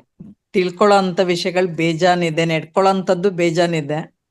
ಅದನ್ನ ನಾವು ಪಾಲಿಸ್ಬೇಕಷ್ಟೇನೆ. ನಿಜ. ಅಲ್ಪ ಸ್ವಲ್ಪನಾದ್ರೂ ಪಾಲಿಸ್ಕೊಂಡ್ ಹೋಗ್ಬೇಕು. ದಿಢೀರ್ ಅಂತ ಪಾಲ್ಸಕ್ ಆಗದೆ ಇದ್ರೂ ಸ್ವಲ್ಪನಾದ್ರೂ ಪಾಲಿಸ್ಕೊಂಡ್ ಹೋಗ್ತಾ ಇರೋದೇ ಧರ್ಮ ಅದು. ನಿಜ. ಓಕೆ ಮೇಡಮ್, ಏನಂದ್ರೆ ತುಂಬಾ ಇಲ್ಲಿ ಚೆನ್ನಾಗಿ ನಾವು ಮಾತಾಡಿದ್ರಿ. ಧರ್ಮ ಮಾರ್ಗದಲ್ಲಿ Okay. ನಡೆಯೋದ್ರಿಂದ ಧರ್ಮ ಅಂತ ಬಂದಾಗ ಧರ್ಮ ಮಾರ್ಗದಲ್ಲಿ ನಡೆಯೋದ್ರಿಂದ ಖಂಡಿತವಾಗಿಯೂ ನಾವು ಸಚ್ಚಿಂತನೆ ಮಾಡೋಕ್ಕೂ ಸಾಧ್ಯ, ಸದ್ಭಾವನೆಯಿಂದ ಇರೋಕ್ಕೂ ಸಾಧ್ಯ. ಆಮೇಲೆ ಒಳ್ಳೆಯ ಮಾರ್ಗದಲ್ಲಿ ನಾವು ಹೋಗ್ತಾ ಇದೀವಿ ಅನ್ನೋ ಒಂದು ಸಂಕಲ್ಪ ಕೂಡ ನಮಗ್ ಬರುತ್ತೆ. ಖಂಡಿತ ಹೋಗ್ತೀವಿ ಅನ್ನೋದು ನನ್ನ ಭಾವನೆ. ಗೊತ್ತಿಲ್ಲ, ನಮ್ಮ ಒಂದು ಕೆಲವು ಮಾತುಗಳಿಂದ ಬೇರೆಯವ್ರಿಗೆ ಏನು ನೋವಾಗುತ್ತೆ ಗೊತ್ತಿಲ್ಲ. ಆಮೇಲೆ ಇನ್ನೊಂದು ನಾನು ಹೇಳ್ಬೇಕು ಅಂದ್ರೆ ನಾವು ದೃಢವಾಗಿರ್ತೀವಿ. ಇವಾಗ ನಾವು ಹೇಳ್ತೀವಿ ತುಂಬಾ ಎಮೋಷನಲ್. ಅಫ್ಕೋರ್ಸ್ ನಾನು ಕೂಡ ತುಂಬಾ ಎಮೋಷನಲ್ ಪರ್ಸನ್. ಕೆಲವು ಮಾತುಗಳು ನಾನು ಬೇಗ ವ್ಯಕ್ತಪಡಿಸೋದ್ರಿಂದ ಸಾಕಷ್ಟು ಜನಕ್ಕೆ ಸಾಕಷ್ಟು ರೀತಿಯಲ್ಲಿ ಪರಿಣಾಮ ಬೀರುತ್ತೆ ಅಂತ ಗೊತ್ತಿದ್ರು ಕೂಡ ನಾವು ಮಾತಾಡ್ತೀವಿ ಅಲ್ವಾ? ಸೊ ಅದನ್ನ ಒಂದು ಸರಿ ನಾವು ತಪ್ಪು ಮಾಡಿದ್ವಿ ಅಂತ ನಮಗನ್ಸಿದ್ಮೇಲೆ ಕ್ರಮೇಣ ನಾವು ಅದನ್ನ ಸರಿ ಮಾಡ್ಕೊಳ್ತಾ ಹೋಗ್ಬೇಕೆ ವಿನಃ ಅದನ್ನ ಮತ್ತೆ ಮತ್ತೆ ಪದೇ ಪದೇ ಅದದೇ ತಪ್ಪುಗಳನ್ನ ಮಾಡ್ತಾ ಹೋಗ್ಬಾರ್ದು ಅಂತ ನನ್ನ ಭಾವನೆ. ಧನ್ಯವಾದ ನಿಮ್ಗೆ. ಸಣ್ಣ ತಾಯಮ್ಮ ಅವರೇ ಹ್ಯಾಂಡ್ ರೈಸ್ ಮಾಡಿದ್ರಿ, ಮಾತಾಡಿ. ಮಾತಾಡಿ. ಎಸ್ ಸರ್, ಮಾತಾಡಿ ಸರ್. ನಾಗೇಶ್ ಸರ್. ಮೇಡಮ್ ನಮಸ್ತೆ. ನಮಸ್ತೆ. ಅಷ್ಟಾಂಗ ಮಾರ್ಗದ ಮುಖಾಂತರ ನಮ್ಮ ಜೀವನದಲ್ಲಿ ಏನನ್ನೆಲ್ಲ ಅಳವಡಿಸ್ಬೇಕು ಅಂತ ಚೆನ್ನಾಗಿ ರಸವತ್ತಾಗಿ ಉದಾಹರಣೆ ಸಹಿತ ನೀವು ಹೇಳಿದ್ದೀರಿ. ನಿಮಗೆ ಧನ್ಯವಾದಗಳು. ಮತ್ತು ಒಂದು ಬುದ್ಧ ಹೇಳ್ತಾನೆ, ಪ್ರತಿಯೊಂದಕ್ಕೆ ನಮ್ಮ ಆಸೆಯೇ ದುಃಖಕ್ಕೆ ಮೂಲ ಅಂತ ಹೇಳ್ತಾರೆ. ಅದು ಒಂದು ಬುದ್ಧಂದು ಮೇನ್ ಒಂದು ವಿಚಾರ, ಸಿದ್ಧಾಂತ. ಅದೇ ನಮ್ಮ ಜೀವನದಲ್ಲಿ ನಾವು ನೋಡ್ತಾ ಇದ್ದೇವೆ, ನಾವು ಆಸೆ ಪಟ್ಟಷ್ಟು ದುಃಖ ಜಾಸ್ತಿ ಇರ್ತದೆ. ಪ್ರತಿಯೊಂದು ಕೂಡ ಆಸೆ ಬೇಕು, ಅದೇ ದುರಾಸೆ ಇರಬಾರ್ದು ಅಂತ ಹೇಳ್ತಾರೆ. ಅದೇ ಮತ್ತೆ ನೀವು ಅದೆಲ್ಲವನ್ನು ಸೇರಿಸಿಕೊಂಡು ಚೆನ್ನಾಗಿ ಹೇಳಿದಿರಿ. ನಿಮಗೆ ಧನ್ಯವಾದಗಳು ಮೇಡಮ್. ಧನ್ಯವಾದ ಸರ್. ಮಾಲಿನಿ ಮೇಡಮ್ ನಮಸ್ಕಾರ. ನಮಸ್ಕಾರ. ಮಾಲಿನಿ ಮೇಡಮ್ ನಮಸ್ಕಾರ. ನಮಸ್ಕಾರ. ನಮಸ್ಕಾರ ಮೇಡಮ್. ಕೇಳಿಸ್ತಿದ್ಯಾ ಮೇಡಮ್? ಕೇಳಿಸ್ತಿದ್ಯಾ? ಮಾತಾಡಿ ಮೇಡಮ್ ತುಂಬಾ ಚೆನ್ನಾಗಿತ್ತು ಮೇಡಮ್ ನಿಮ್ ಸ್ಪೀಚು. ಯಾವ ಒಂದು ಒಳ್ಳೆ, ನಮ್ಗಂತೂ LKG ನಮ್ಗೆ ಕ್ಲಾಸ್ ಕೇಳ್ದಂಗಾಯ್ತು. ಬಾರಿ ನಾವ್ ಇದನ್ನ ಬರೀ ಕೇಳೋದಲ್ಲ ಮೇಡಮ್, ಅಳವಡಿಸ್ಕೊಳ್ತೀವಿ. 99% ಅಳವಡಿಸಕ್ ಟ್ರೈ ಮಾಡ್ತೀವಿ. ತುಂಬಾ ಥ್ಯಾಂಕ್ಸ್ ಮೇಡಮ್, ತುಂಬಾ ಥ್ಯಾಂಕ್ಸ್. ಧನ್ಯವಾದ ಮೇಡಮ್. ಥ್ಯಾಂಕ್ ಯು ಸಣ್ಣ ತಾಯಮ್ಮ ಅವರೇ. Okay ma'am. Okay, thank you. Lalitha BC ಅವ್ರು ಮಾತಾಡ್ತೀರಾ? ಮಾತಾಡಿ. ನಮಸ್ತೆ ಮ್ಯಾಮ್. ತುಂಬಾ ಅದ್ಭುತವಾಗಿ ಹೇಳಿದ್ರಿ. ನಮ್ ಜೀವನದಲ್ಲಿ ಏನ್ ಅಳವಡಿಸ್ಕೊಳ್ತಿದೀವೋ, ಏನ್ ನಡೀತಿದೀಯೋ ಅದನ್ನೇ ಸ್ಪಷ್ಟವಾಗಿ ಹೇಳಿದೀರ ಮ್ಯಾಮ್. ಆದ್ರೂ ಗೊತ್ತಿದ್ದು ನಾವ್ ಮಾಡ್ತಾ ಇದೀವಿ, ಗೊತ್ತಿಲ್ದೇನು ಕೆಲವೊಂದು ಸ್ವೀಕರಿಸ್ತಾ ಇದೀವಿ. ಅದು ಗೊತ್ತಿದೆ, ಅದು ಇದು ಮಾಡಬಾರ್ದು ಅಂತ. ಬಟ್ ಬೇರೆಯವ್ರಿಗೂ ಇದು ತೃಪ್ತಿ ಪಡ್ಸಕ್ಕಾದ್ರೂ ನಾವ್ ಅದನ್ನ ಸುಮ್ನೆ ಇದ್ದು ಸಮಾಧಾನವಾಗಿ ನೋಡ್ತಾ ಇದ್ವಿ. ಆದ್ರೂನು ಮನ್ಸು ಒಪ್ಪದೇ ಇದ್ರೂನು ಅಳವಡಿಸ್ಕೊಳಕ್ ಆಗ್ತಾ ಇಲ್ಲ, ಹೇಳಕ್ಕೂ ಆಗ್ತಾ ಇಲ್ಲ. ತುಂಬಾ ಅದ್ಭುತವಾಗಿ ಹೇಳಿದ್ರಿ ಮ್ಯಾಮ್, ತುಂಬಾ ಚೆನ್ನಾಗಿ ಹೇಳಿದ್ರಿ. Thank you ma'am, thank you so much ma'am. Madam, ಒಂದು ಹೇಳೋದಕ್ಕೆ ಇಷ್ಟಪಡ್ತೀನಿ. ಕೆಲವು ಬಾರಿ ನಾನು ಹೇಳ್ತೀನಿ, ಅದು ಸ್ವಲ್ಪ ಕಠಿಣ ಇರ್ಬೋದು ಕೆಲವರಿಗೆ. ಆದ್ರೆ ಏನಾಗಿದೆ, ಇವಾಗ ನಾವು ಇದು ಬೇಡ ಅಥವಾ ಇದು ಸರಿ ಇಲ್ಲ ಅಂತ ಹೇಳೋದಕ್ಕೂ ಗಟ್ಸ್ ಬೇಕಂತೆ. ಸೊ ಆ ಗಟ್ಸ್ನ ನಾವೆಲ್ಲ ಸಂಪಾದನೆ ಮಾಡ್ಕೊಳ್ಬೇಕು. ಇದು ಬೇಡ ನನಗೆ ಅಂತ ಅನ್ಸಿದ್ಮೇಲೆ ಅದು ನನಗೆ ಬೇಡ ಅಂತಾನೆ ಹೇಳ್ಬೇಕು. ಯಾಕೆಂದ್ರೆ ಇವಾಗ ನಾವು ಇಷ್ಟು ವರ್ಷ ನಾವು ಮಾಡಿದ್ದ ಕೆಲಸ ಏನು ಅಂತಂದ್ರೆ, ಇನ್ನೊಬ್ರಿಗೆ ನೋವಾಗುತ್ತೇನೋ, ಇನ್ನೊಬ್ರಿಗೆ ತೊಂದರೆ ಆಗುತ್ತೇನೋ, ಈ ಕಾರಣಕ್ಕೋಸ್ಕರ ನಮ್ಮ ತನವನ್ನ ಬಿಟ್ಟು ನಾವು ನಡ್ಕೊಳ್ತಾ ಬರ್ತೇವೆ. ಹಾಗಾಗಿ ಸಾಧ್ಯವಾದಷ್ಟು ಮಟ್ಟಿಗೆ ನಮಗೆ ಇದು ಬೇಡ ಅಂತ ಅನ್ಸಿದ್ರೆ ಖಂಡಿತ ಮಾಡೋದು ಬೇಡ. ಅದೇನಾದ್ರೂ ಒಳ್ಳೇದಾಗಿತ್ತು, ಒಳ್ಳೆ ಕಾರ್ಯವಾಗಿತ್ತು ಅಂದ್ರೆ ಖಂಡಿತ ಮಾಡೋಣ ಅಂತ ನನ್ನ ಒಂದು ಅನಿಸಿಕೆ. ಖಂಡಿತ ಮ್ಯಾಮ್, ಖಂಡಿತ ಖಂಡಿತ. ನೀವ್ ಹೇಳಿದ್ದು, ಹೇಗೆಂದ್ರೆ ಈಗ ಅದನ್ನ ಹೇಳಕ್ ನಾವು ಹಿಂಜರಿಸ್ತಾ ಇದೀವಿ, ಆದ್ರೆ ಅದು ನಿಜ. ನೀವ್ ಹೇಳ್ತಾ ಇರೋ ಮಾತಲ್ಲಿ ನಮ್ಮ ಇನ್ನೊಬ್ರು ಏನ್ ಅನ್ಕೋತಾರೋ ಅವ್ರ ಮೆಚ್ಚುಗೆಗೋಸ್ಕರ ಸರಿ ಸ್ವೀಕರಿಸ್ತಾ ಇದೀವಿ. ಅದನ್ನ ನಾವು ಹೇಳೋಷ್ಟು ಇದಾದ್ರೆ, ಬಟ್ ಹಿಂದೆ ಏನಾದ್ರೂ ಮಾತಾಡ್ಕೊಳ್ಳಿ, ನಮ್ಮ ಬೆನ್ನ ಹಿಂದೆ ನಾವೇ ನೋಡಿಲ್ಲ. ಆಗ ಮೇಡಮ್ ಮುಂದೆ ಇಲ್ಲಿ ಇರೋರು ಹೇಳ್ಬಿಟ್ರು. ಒಂದ್ ಮಾತು ಮಧ್ಯ ಮಾತಾಡ್ತಿದ್ದೀನಿ, ಕ್ಷಮಿಸಿ. ಇಲ್ಲಿ ನಾನು ಬೇಡವೇ ಬೇಡ ಅಲ್ಲಿ, ಯಾಕೆಂದ್ರೆ ಹೌದು ನಾನು ಅಲ್ಲವೇ ಇಲ್ಲ ಅಲ್ವಾ. ಹೌದು ನಾನೊಂದು ಹೌದು ಆತ್ಮ, ಈ ಭೌತಿಕ ಶರೀರದಲ್ಲಿ ನನ್ನ ಆತ್ಮ ಇದೆ. ಸೊ ಹಾಗೆ ನಾನಲ್ಲ ಅಂದಮೇಲೆ ಬೇರೆಯವ್ರು ಮಾತಾಡ್ಕೊಂಡ್ರೆ ಏನು ಅಂದ್ರೆ, ಈ ಒಂದು ಭೌತಿಕ ಶರೀರದಲ್ಲಿ ನಾವಿರೋವರ್ಗುನು ಇದಕ್ಕೆ ಖಂಡಿತ ನಾವು ಬೆಲೆ ಕೊಡ್ತೀವಿ, ನಿಜ. ಆದ್ರೆ ಅದನ್ನ ಸಿದ್ಧಿಸ್ಕೊಳ್ಳೋಕೋಸ್ಕರ ಧ್ಯಾನ ಮಾಡ್ಬೇಕು ಅಂತ ಹೇಳ್ತಾ ಇರೋದು. ಖಂಡಿತ ಮ್ಯಾಮ್, ಖಂಡಿತ. ಸಲ ನಾವೆಲ್ಲರೂ ಅದೇ ಪ್ರಯತ್ನದಲ್ಲಿದ್ದೀವಿ, ನಾವೆಲ್ಲ ಹೌದು ಹಿಡ್ಕೊಂಡು ಹೋಗ್ತಾ ಇದೀವಿ ಧ್ಯಾನದಲ್ಲಿ. ಸೊ ಒಂದಷ್ಟು ಸ್ಟೆಪ್ಸ್ ಆದ್ರೂ ಹತ್ತೋಣ, ಎಲ್ಲರೂ ಜೊತೆಯಾಗಿ ಖಂಡಿತ ಮ್ಯಾಮ್, ಮುಂದ್ಬಿಡೋಣ. ಖಂಡಿತ ಮ್ಯಾಮ್. ಹತ್ತಿಸ್ತಿದ್ದೀರಾ ಮ್ಯಾಮ್, ಒಬ್ಬೊಬ್ರು ಒಂದೊಂದ್ ದಿನಾನು ನಮ್ಮನ್ನ ಅದೇ ಇದ್ರಲ್ಲಿ ನಡೆಸ್ಕೊಡ್ತಾ ಇದ್ದೀರಾ. Thank you ma'am, thank you ma'am. ಎಷ್ಟು ಧನ್ಯವಾದಗಳು ಹೇಳಿದ್ರು ಸಾಕಾಗಲ್ಲ. Thank you so much ma'am. Thank you. Thank you Ratna ಅವರೇ. ಮತ್ತಾರಾದ್ರೂ ಮಾತಾಡ್ತೀರಾ? ಮಾತಾಡಿ, ನಿಮ್ಮ ಅಭಿಪ್ರಾಯಗಳನ್ನ ಹಂಚ್ಕೊಳ್ಳಿ. ನಮಸ್ತೆ. ನಮಸ್ತೆ ನಮಸ್ತೆ ಮಾತಾಡಿ. ಕೇಳಿಸ್ಕೊತಾ ಇದ್ವಿ ಫೋನ್ ಹಾಕ್ಕೊಂಡು. ನೀವು ಹೇಳ್ಕೊಡೋದು ರೀತಿನೇ ನಮ್ಗೆ ಮನದಟ್ಟ ಆಗ್ಬಿಡುತ್ತೆ. ಶೈಲಿ ಇದೆಯಲ್ಲ, ಹೇಳ್ಕೊಡೋ ಶೈಲಿ ತುಂಬಾ ಮನ ಮುಟ್ಟು ಬಿಡುತ್ತೆ. ನಿಮ್ ನಗುಮುಖ, ನೀವ್ ಹೇಳ್ಕೊಡೋ ಶೈಲಿ, ತಾತ್ಪರ್ಯಗಳೆಲ್ಲ ತುಂಬಾ ತುಂಬಾ ಅರ್ಥಗರ್ಭಿತವಾಗಿ ಹೇಳ್ತೀರಾ. ಉಚ್ಚಾರಣೆನೂ ಅಷ್ಟೇ ಸ್ಪಷ್ಟವಾಗಿ ಬರುತ್ತೆ. ಅದೇ ನಮ್ಗೆ ಮನ ಮುಟ್ಟುತ್ತೆ ಮ್ಯಾಮ್. ತುಂಬಾ ಧನ್ಯವಾದಗಳು. ಥ್ಯಾಂಕ್ ಯು ಶಾಂತ ಅವರೇ, ಥ್ಯಾಂಕ್ ಯು ಶಾಂತ ಅವರೇ, ಧನ್ಯವಾದ ನಿಮಗೆ. Thank you Shanta ma'am. ಮತ್ತಾರಾದ್ರೂ ಮಾತಾಡ್ತೀರಾ? ಮಾತಾಡಿ. ನಾನು ಆಕ್ಚುಲಿ ಮಾತಾಡೋದಕ್ಕೆ ತುಂಬಾ ಹೆಜಿಟೇಟ್ ಮಾಡ್ತಾ ಇದ್ದಾರೆ ಎಲ್ಲಾರು. ಸೊ ಇದು ನನ್ನ ಮಾತು, ನಾನು ಆಡಿದ್ದ ಮಾತು ಅಷ್ಟೊಂದು ಸರಿ ಇರ್ಲಿಲ್ವಾ ಅಂತ ನನಗೆ. ಯಾಕೆಂದ್ರೆ ಯಾರು ಮಾತಾಡೋದಕ್ಕೆ ಇಷ್ಟಪಡ್ತಾ ಇಲ್ಲ, ಅವರ ಅಭಿಪ್ರಾಯಗಳನ್ನ ವ್ಯಕ್ತಪಡಿಸ್ತಾ ಇಲ್ಲ. ಒಂದು 3-4 ಜನ ಅಷ್ಟೇ ಮಾತಾಡಿದ್ರು. ಬೇರೆ ಯಾರಿಗೂ ನನ್ನ ಮಾತಿನಿಂದ ನೋವಾಗಿದ್ರೆ ದಯವಿಟ್ಟು ಕ್ಷಮಿಸಿ, ನನಗೆ ಗೊತ್ತಿಲ್ಲ. ಭಾಗ್ಯ ನಾಗರಾಜ್ ಅವರೇ ಮಾತಾಡಿ. ನಮಸ್ತೆ ಮೇಡಮ್. ನಮಸ್ತೆ. ನಮಸ್ತೆ. ನಮಸ್ತೆ ಮೇಡಮ್.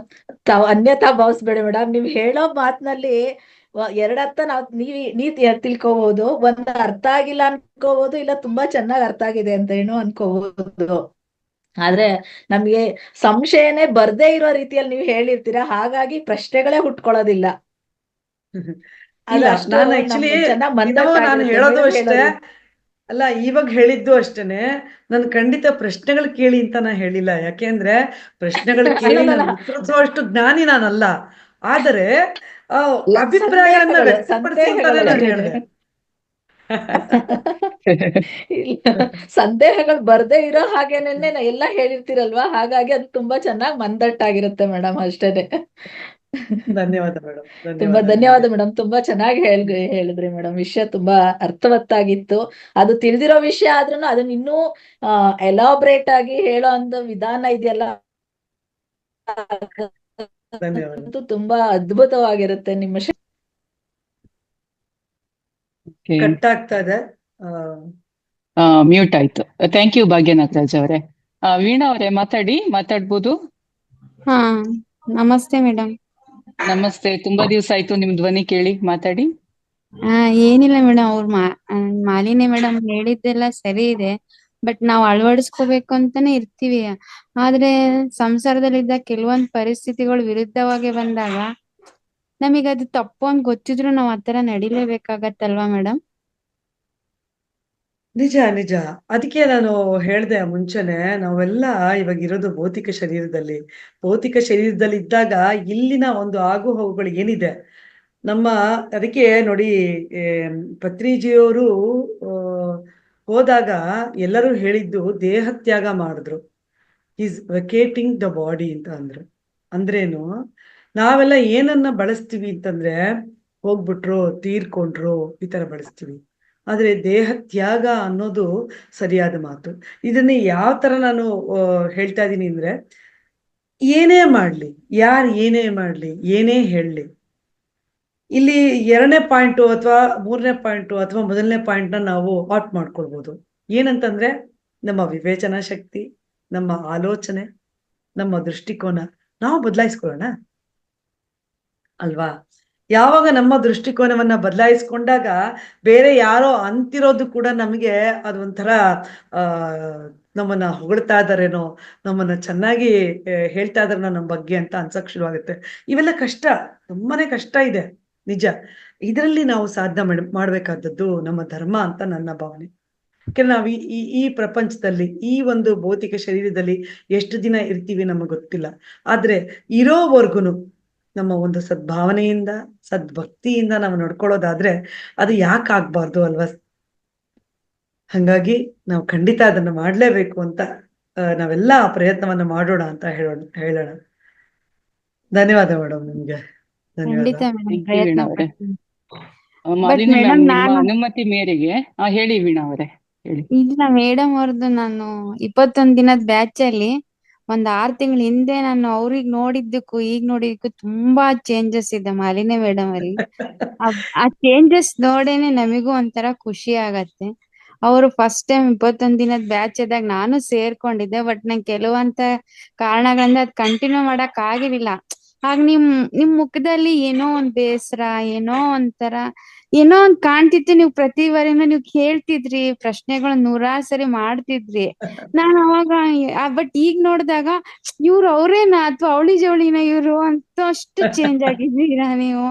ನಿಮ್ಮಲ್ಲಿ ಇರೋ ಅದು ಪಾಸಿಟಿವ್ನೆಸ್ ಇರ್ಬೋದು, ಅಥವಾ ನೀವು ಮಾತಾಡೋ ಶೈಲಿ ಇರ್ಬೋದು, ಪ್ರತಿಯೊಂದು ನನಗೆ ಒಂದೊಂದ್ಸರಿ ನಾನೇ ಜಿಗುಟ್ಕೊಂಡ್ ನೋಡ್ತೀನಿ, ಇದೇ ಸೇಮ್ ಸಿಚುವೇಶನ್ ಅಂತ. ಬಟ್ ನಿಜವಾಗ್ಲೂ ತುಂಬಾ ಬದಲಾವಣೆ. ನಿಮ್ ಬದಲಾವಣೆಯಿಂದ ನಮಿಗೂ ಒಂದ್ ಸಾಸಿವೆ ಕಾಳಷ್ಟು ನಿಮ್ದು ಎನರ್ಜಿ ನಮಗ್ ಪಾಸ್ ಆದ್ರೆ ನಾವು ತುಂಬಾ ಹೆಮ್ಮೆ ಪಡ್ಕೊಳ್ತೀವಿ ನಮ್ಮೊಳಗೆ. Very nice. ನಿಮ್ ಮುಖ ನೋಡ್ಬೋದಾ ನಮ್ಮ ಎನರ್ಜಿ ಪಾಸ್ ಮಾಡಕ್ಕೆ? ಜಸ್ಟ್ ನೆನ್ಸ್ಕೊಂಡೆ, ಹರೇ ಕೃಷ್ಣ ಅನ್ನೋರ್ ಮಾತೇ ಮಾತಾಡ್ತಾರೆ ಈಗ. ನಾನ್ ಜಸ್ಟ್ ನೆನ್ಸ್ಕೊಂಡೆ, ನಾನು ಹರೇ ಕೃಷ್ಣ ಗೊತ್ತಿಲ್ಲ ನನಗೆ, ಮಾತಾಡ್ತಾರೆ. ಮಾತಾಡ್ತಾ ಇದ್ರು ಮ್ಯಾಮ್, ಲಾಸ್ಟ್ ಟೈಮ್ ಮಾತಾಡಿದ್ರು, ಹಂಗಾಗಿ ನಾನು ನೆನ್ಪಿಸ್ಕೊಂಡು ಅವ್ರನ್ನ ಹೆಸರು ಕರೆದೆ. ನಾನು ನೋಡಿಲ್ಲ. ಅವರು ಇದು ವಿಡಿಯೋ ಆನ್ ಮಾಡ್ಕೊಳಕ್ ಕಷ್ಟ ಇದೆಯಾ? ಇಲ್ಲ ಮೇಡಮ್, ಸ್ವಲ್ಪ ಮುಖದಲ್ಲೆಲ್ಲ ಗಾಯ ಆಗಿದೆ ಅದಕ್ಕೆ. ಓ ಮೈ ಗಾಡ್, ಎಷ್ಟು ತೇಜಸ್ ಇದೆ, ನೋಡಿ ನನಗ್ ಕಾಣಿಸ್ತಿರೋದ್ ಒಂದೇ. ಎಷ್ಟು ಚೆನ್ನಾಗ್ ಮಾತಾಡ್ತಿದ್ದೀರಾ, ಎಷ್ಟು. ಯಾಕೆಂದ್ರೆ ಇದು ತಪ್ಪು ಕಲ್ಪನೆ ಅಂತ ನನಗೆ. ನೋಡಿ, ನಾನು ಆಗ್ಲೇ ಹೇಳ್ದೆ, ನಮ್ಮ ದೃಷ್ಟಿಕೋನ ಏನಿದೆ ಅದು ನಿಜವಾಗ್ಲೂ ಚೆನ್ನಾಗಿರ್ಬೇಕು ಅಂತ.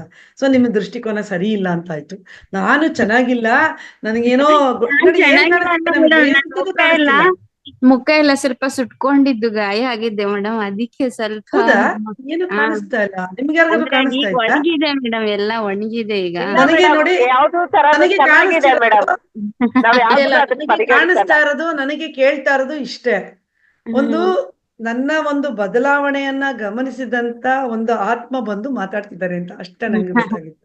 ಇಲ್ಲ ಮೇಡಮ್, ನಿಜವಾಗ್ಲು ನಾನು ಈ ಬ್ಯಾಚಿಗೆ ಜಾಯಿನ್ ಆದಾಗಿಂದ ನಿಮಗ್ ನಾನ್ ಕೇಳ್ತೀನಿ, ನಂಗ್ ಮಾತಾಡ್ಬೇಕು ಅನ್ಸುತ್ತೆ. ಬಟ್ ಅಂದ್ರು ಎಷ್ಟು ಚೇಂಜಸ್ ನನ್ನಲ್ಲಿ ಒಂದ್ ಬದಲಾವಣೆ ಆದಾಗಲೇ ನಾವ್ ಮಾತಾಡ್ಬೇಕು ಅಂತಾನೆ ಕಾಯ್ತಾ ಇದ್ದೆ ಮೇಡಮ್. ಮಾತಾಡ್ಬೇಕು ಅನ್ಸದೆ ನನ್ನ ನಂಬರ್ ತಗೊಳ್ಬೋದು, ನನ್ ಜೊತೆನೆ ಮಾತಾಡ್ಬೋದು. ಏನಂದ್ರೆ ನಂಗೆ ವಾಟ್ಸಪ್ ಕಾಲ್ ಮಾತ್ರ ಮಾಡ್ಬೇಕಾಗಿದೆ ಇವಾಗ. ಯಾಕೆಂದ್ರೆ ನಾನು ನಮ್ಮ ದೇಶದಲ್ಲಿ ಇಲ್ಲ, ಭಾರತದಲ್ಲಿ ಇಲ್ಲ. ಹಂಗಾಗಿ ನೀವು ನನ್ನ ನಂಬರ್ ತಗೊಂಡು ಯಾರು ಬೇಕಾದ್ರೂ ಮಾಡ್ಬೋದು.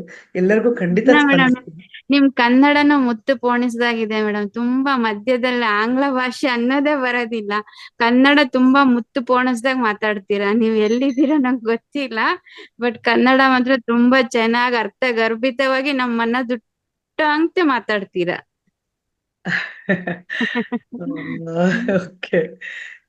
ಮೇಡಮ್, ಆದ್ರೆ ನಿಜವಾಗ್ಲೂ ಮೇಡಮ್, ನೀವ್ ಮೆಡಿಟೇಷನ್ ಕೂತಾಗ ದಯವಿಟ್ಟು ಪ್ರೇ ಮಾಡ್ಕೊಳ್ಳಿ. ನಾನು ನಿಮ್ ತರನೇ ಬದಲಾಗ್ಬೇಕು. ಇದಕ್ಕೆ ಒಂದು ಇದಿದೆ, ಏನು ಉಪಾಯ ಇದೆ. ಒಂದು ಕೆಲಸ ಮಾಡಿ, ನಮ್ಮ ಟೀಮ್ ನಲ್ಲಿ ಒಂದಷ್ಟು ಜನ ಇದೀವಿ ನಾವು, ಬನ್ನಿ ನಮ್ ಜೊತೆ ಸೇರ್ಕೊಳ್ಳಿ. ನಾವೆಲ್ಲರೂ ಒಟ್ಟಿಗೆನೆ ಧ್ಯಾನ ಮಾಡೋಣ ಆಯ್ತಾ? ಎಲ್ಲರೂ ಮಾಡ್ತಾ ಆನಂದದಿಂದ ನಮ್ಮ ಜೀವನವನ್ನ ಸವಿಸ್ಬೋದು. ಆವಾಗ ನಮ್ಗೆ ಇನ್ನೂ ಹೆಚ್ಚು ಚೈತನ್ಯ ಬರುತ್ತೆ. ಮನೆಯವ್ರು ಎಲ್ಲರ ಜೊತೆ ನಾವು ಆರಾಮಾಗಿರೋದಕ್ಕೆ ಸಾಧ್ಯವಾಗುತ್ತೆ ಅಂತ ಹೇಳ್ತೀನಿ. ನಿಮ್ಮ ಹೆಸರು ನಂಗೆ ಗೊತ್ತಾಗಿಲ್ಲ. ಹರೇ ಕೃಷ್ಣ. ವೀಣಾ ಅಂತ madam. Very nice, very nice. Yashoda ಅವರೇ, ಅವ್ರ ನಂಬರ್ ತಗೊಳ್ಳಿ. ವೀಣಾ ಅವರೇ, ನನ್ನ ನಂಬರ್ ಏನಾದ್ರು ಗ್ರೂಪ್ ಅಲ್ಲಿ ಸಿಕ್ಕರೆ ತಗೊಳ್ಳಿ, ಇಲ್ಲ ಅಂತಂದ್ರೆ ನಿಮ್ ನಂಬರ್ ನನ್ಗೆ ಚಾಟ್ ಬಾಕ್ಸ್ ಎಲ್ಲ ಹಾಕಿ. ಸರಿ ನಾನು ಮೇಡಮ್. ಆಕ್ಚುಲಿ ನಿಮಗ್ ಮೆಸೇಜ್ ಮಾಡಿದೆ ಇವಾಗ. ರತ್ನ ಅವ್ರಿಗೂ ಮಾಡಿದ್ದೀನಿ, ಹಾಗೆ ಮಂಗಳ ಅವ್ರಿಗೂ ಮಾಡಿದ್ದೀನಿ. 3 ಜನ ನಿಮ್ ನಂಬರ್ಸ್ ನಾನು ಚಾಟ್ ಬಾಕ್ಸ್ ಅಲ್ಲಿ ಹಾಕಿ ನನ್ಗೆ ಸರಿ ಕಳ್ಸ್ಕೊಡಿ. ಅದು ಎವ್ರಿ ಒನ್ ಆಯ್ತು. ಹಾಕ್ಬೇಡಿ, ನನ್ಗೆ ಕಳ್ಸಿ. ಆಯ್ತು thank you madam. So much Veena ಅವರೇ. ನನ್ನ ಥ್ಯಾಂಕ್ ಯು. ನನ್ನ ಕೋರಿಕೆಗೆ ಮನ್ನಣೆ ಕೊಟ್ಟು ನೀವು ಮಾತಾಡಿದ್ದಕ್ಕೆ. ಇಲ್ಲಾಂದ್ರೆ ಎಲೆ ಮೇಲೆ ಕಾಯಿ ಆಗ್ತಾ ಇದ್ರಿ ನೀವು. ಇಲ್ಲ ಮೇಡಮ್, ಹಂಗೇನಿಲ್ಲ ಮೇಡಮ್. ಅದೇನೋ ಅಂತಾರಲ್ಲ ನಿಮ್ಮಲ್ಲಿ ಮೇಡಮ್, ಒಂದ್ ಸ್ವಲ್ಪ ಡಬ್ಬರ್ ಅದೇ ಬೇಕು ನೀವು ಒಂದು ಅಂತ ಪ್ರಶ್ನೆ, ಹಂಗೆ. ಹೌದು, ನೀವು ಪ್ರಶ್ನೆ ಕೇಳಿದ್ರಿ ಸ್ಟಾರ್ಟಿಂಗ್ ಅಲ್ಲಿ. ಮಾಲಿನಿ ಮ್ಯಾಮ್ ಪರ್ಮಿಷನ್ ತಗೊಂಡು ಅದಕ್ಕೆ ನನ್ನ ಒಂದು ಸಲಹೆ ನೀಡ್ತೇನೆ. ಏನು ಅಂತಂದ್ರೆ, ನೀವು ಹೇಳ್ತೀರಾ ಕೌಟುಂಬಿಕ ಜೀವನದಲ್ಲಿ, ದಿನನಿತ್ಯ ಜೀವನದಲ್ಲಿ ಸಾವಿರಾರು ಪರೀಕ್ಷೆಗಳು ಬರುತ್ತೆ, ಅದ್ರ ಮಧ್ಯೆ ನಾವು ಹೇಗೆ ಇದನ್ನೆಲ್ಲ ಪಾಲಿಸ್ಬೇಕು ಅಂತ. ಏನು ಅಂತಂದ್ರೆ, ನಾವು ದೃಢ ಸಂಕಲ್ಪ ಮಾಡಿದ್ರೆ, ನಮ್ಮ ಸಂಕಲ್ಪ ದೃಢವಾಗಿದ್ರೆ, ನನ್ನ ಮಾತು, ನನ್ನ ಆಲೋಚನೆ, ನನ್ನ ಕ್ರಿಯೆ ಹೀಗೆ ಇರ್ಬೇಕು, ಒಳ್ಳೆ ರೀತಿಲೇ ಇರ್ಬೇಕು ಅಂದ್ರೆ ಏಂಜಲ್ಸ್ ನಮ್ಗೆ ಸಪೋರ್ಟ್ ಮಾಡ್ತಾರೆ ಯೂನಿವರ್ಸ್ ಇಂದ. ಹಾಗೂ ಧ್ಯಾನ ಮಾಡ್ತಾ ಇರುವಾಗ ಹಾಸ್ಟೆಲ್ ಮಾಸ್ಟರ್ಸ್ ಯಾರಿದ್ದಾರೆ, ಬುದ್ಧ ಇರ್ಬೋದು, ಪತ್ರಿಜಿ ಸರ್ ಅವರು ಇರ್ಬೋದು, ಹಾಗೂ ಇನ್ನೂ ಅನೇಕ ಮಾಸ್ಟರ್ಸ್ ಇದ್ದಾರೆ, ಅವರು ನಮ್ಗೆ ಹೆಲ್ಪ್ ಮಾಡ್ತಾರೆ. ಅಂತ ಸನ್ನಿವೇಶ ನಮ್ಮ ಜೀವನದಲ್ಲಿ ಬರದೇ ಇರೋ ರೀತಿ ನಮ್ಮನ್ನ ಕಾಪಾಡ್ತಾರೆ. ಆದ್ರೆ ದೃಢ ಸಂಕಲ್ಪ ಮಾಡ್ಬೇಕಾಗಿರೋದು ನಾವು ಪ್ರಥಮವಾಗಿ. ಆಗ ಮಾಡ್ದಾಗ ಮಾತ್ರ ಎಲ್ಲವೂ ಸಾಧ್ಯ ಆಗುತ್ತೆ ಅಂತ ಹೇಳ್ತಾ ನನ್ನ ಈ ಮಾತನ್ನ ಮುಗಿಸ್ತೇನೆ. Thank you. Very nice, very nice. ತುಂಬಾ ಚೆನ್ನಾಗಿ ಹೇಳಿದ್ರಿ ಯಶೋಧ ಅವರೇ, ತುಂಬಾ ಚೆನ್ನಾಗಿ ಹೇಳಿದ್ರಿ. ವೀಣಾ ಅವರೇ, ನಾನು ಏನು ಬಯಸ್ತೀನಿ ಅಂತಂದ್ರೆ, ನೆಕ್ಸ್ಟ್ ಅಂದ್ರೆ ಮುಂದಿನ ತಿಂಗಳು ಏನು 21 ದಿನದ ಸಮಗ್ರ ಸ್ವಾಸ್ಥ್ಯ ಕಾರ್ಯಕ್ರಮದಲ್ಲಿ ನನ್ನ ಪ್ಲೇಸ್ ಅಲ್ಲಿ ನೀವಿರ್ಬೇಕು. ಓಕೆ, ಸೊ ಅದಕ್ಕೆ ಪ್ರಯತ್ನ ಪಡಿ. ಯಶೋಧ ಅವ್ರು ನಿಮ್ಮ ನಂಬರ್ ತಗೊಂಡು ನಿಮ್ ಜೊತೆ ಮಾತಾಡ್ತಾರೆ. ನಂತರ ಯಶೋಧ ಅವರೇ ಅವ್ರು ನನ್ನನ್ನ ಕಾಂಟ್ಯಾಕ್ಟ್ ಮಾಡ್ಲಿ, ನನ್ನ ನಂಬರ್ನ ಅವರಿಗೆ ಕೊಡಿ, ಮಾತಾಡೋಣ, ಇನ್ನೊಂದಷ್ಟು ಚರ್ಚಿಸೋಣ. ಇಲ್ಲಿ ಎಲ್ಲರೂ ಮಾತಾಡ್ತಾ ನಮ್ಮ ಕರ್ಮಗಳನ್ನ ಕಳಿತಾ ಜ್ಞಾನವನ್ನ ಹೆಚ್ಚಿಸ್ಕೊಳ್ತಾ ನಾವೆಲ್ಲರೂ ಜ್ಞಾನ ಮಾರ್ಗದಲ್ಲಿ ನಡೆಯೋಣ, ಧ್ಯಾನ ಮಾರ್ಗದಲ್ಲಿ ನಡೆಯೋಣ ಅಂತ ಹೇಳ್ತೀನಿ. ಟೈಮು ಇದೆಯಾ? ಇನ್ನ ಇದೆ ಟೈಮು. ಎಸ್ ಮ್ಯಾಮ್, ಯಾರಾದ್ರೂ ಮಾತಾಡ್ಬೋದು. ಇನ್ನ ಸಾಕಷ್ಟು ಜನ ಇದ್ದಾರೆ. ಮಂಗಳ ಅವ್ರು ಮಾತಾಡ್ಬೋದು. ಮಂಗಳ ಅವ್ರು ಮಾತಾಡಿ, ಖಂಡಿತ. ಹೌದು, ಯಾರು? ಲಲಿತಾ ಬಿಸಿ ಅವರೇ ಮಾತಾಡಿ. ಇವತ್ತು ತುಂಬಾ ದಿವಸ ಆಯ್ತು ನಿಮ್ಮ ಮಾತು ಕೇಳಿ. ಒಂದು ದಿನ ಹಾಡಿದ್ರು ಇವರು. ಲಲಿತಾ ಬಿಸಿ ಮಾತಾಡಬಹುದಾ? ಮತ್ತೆ ವೈದೇಹಿಯವರು ಇದ್ದಾರೆ. ವೈದೇಹಿಯವರು ಯಾಕೋ ಸೈಲೆಂಟ್ ಆಗ್ಬಿಟ್ಟಿದ್ದಾರೆ. HK ಕೃಷ್ಣರಾವ್ ಅಭಿಪ್ರಾಯಗಳನ್ನ ಹಂಚ್ಕೊಳ್ಳಿ. ಲಕ್ಷ್ಮೀಕಾಂತ್ ಅವರಿದ್ದಾರೆ. ಲಕ್ಷ್ಮೀಕಾಂತಮ್ಮ ಅಲ್ವಾ? ಓಕೆ, ಸಾರಿ. ಲಕ್ಷ್ಮೀಕಾಂತಮ್ಮ ಮೇಡಮ್ ಇದ್ದಾರೆ. ಹೌದು. ಶಕುಂತಲಾ ಅವರಿದ್ದಾರೆ.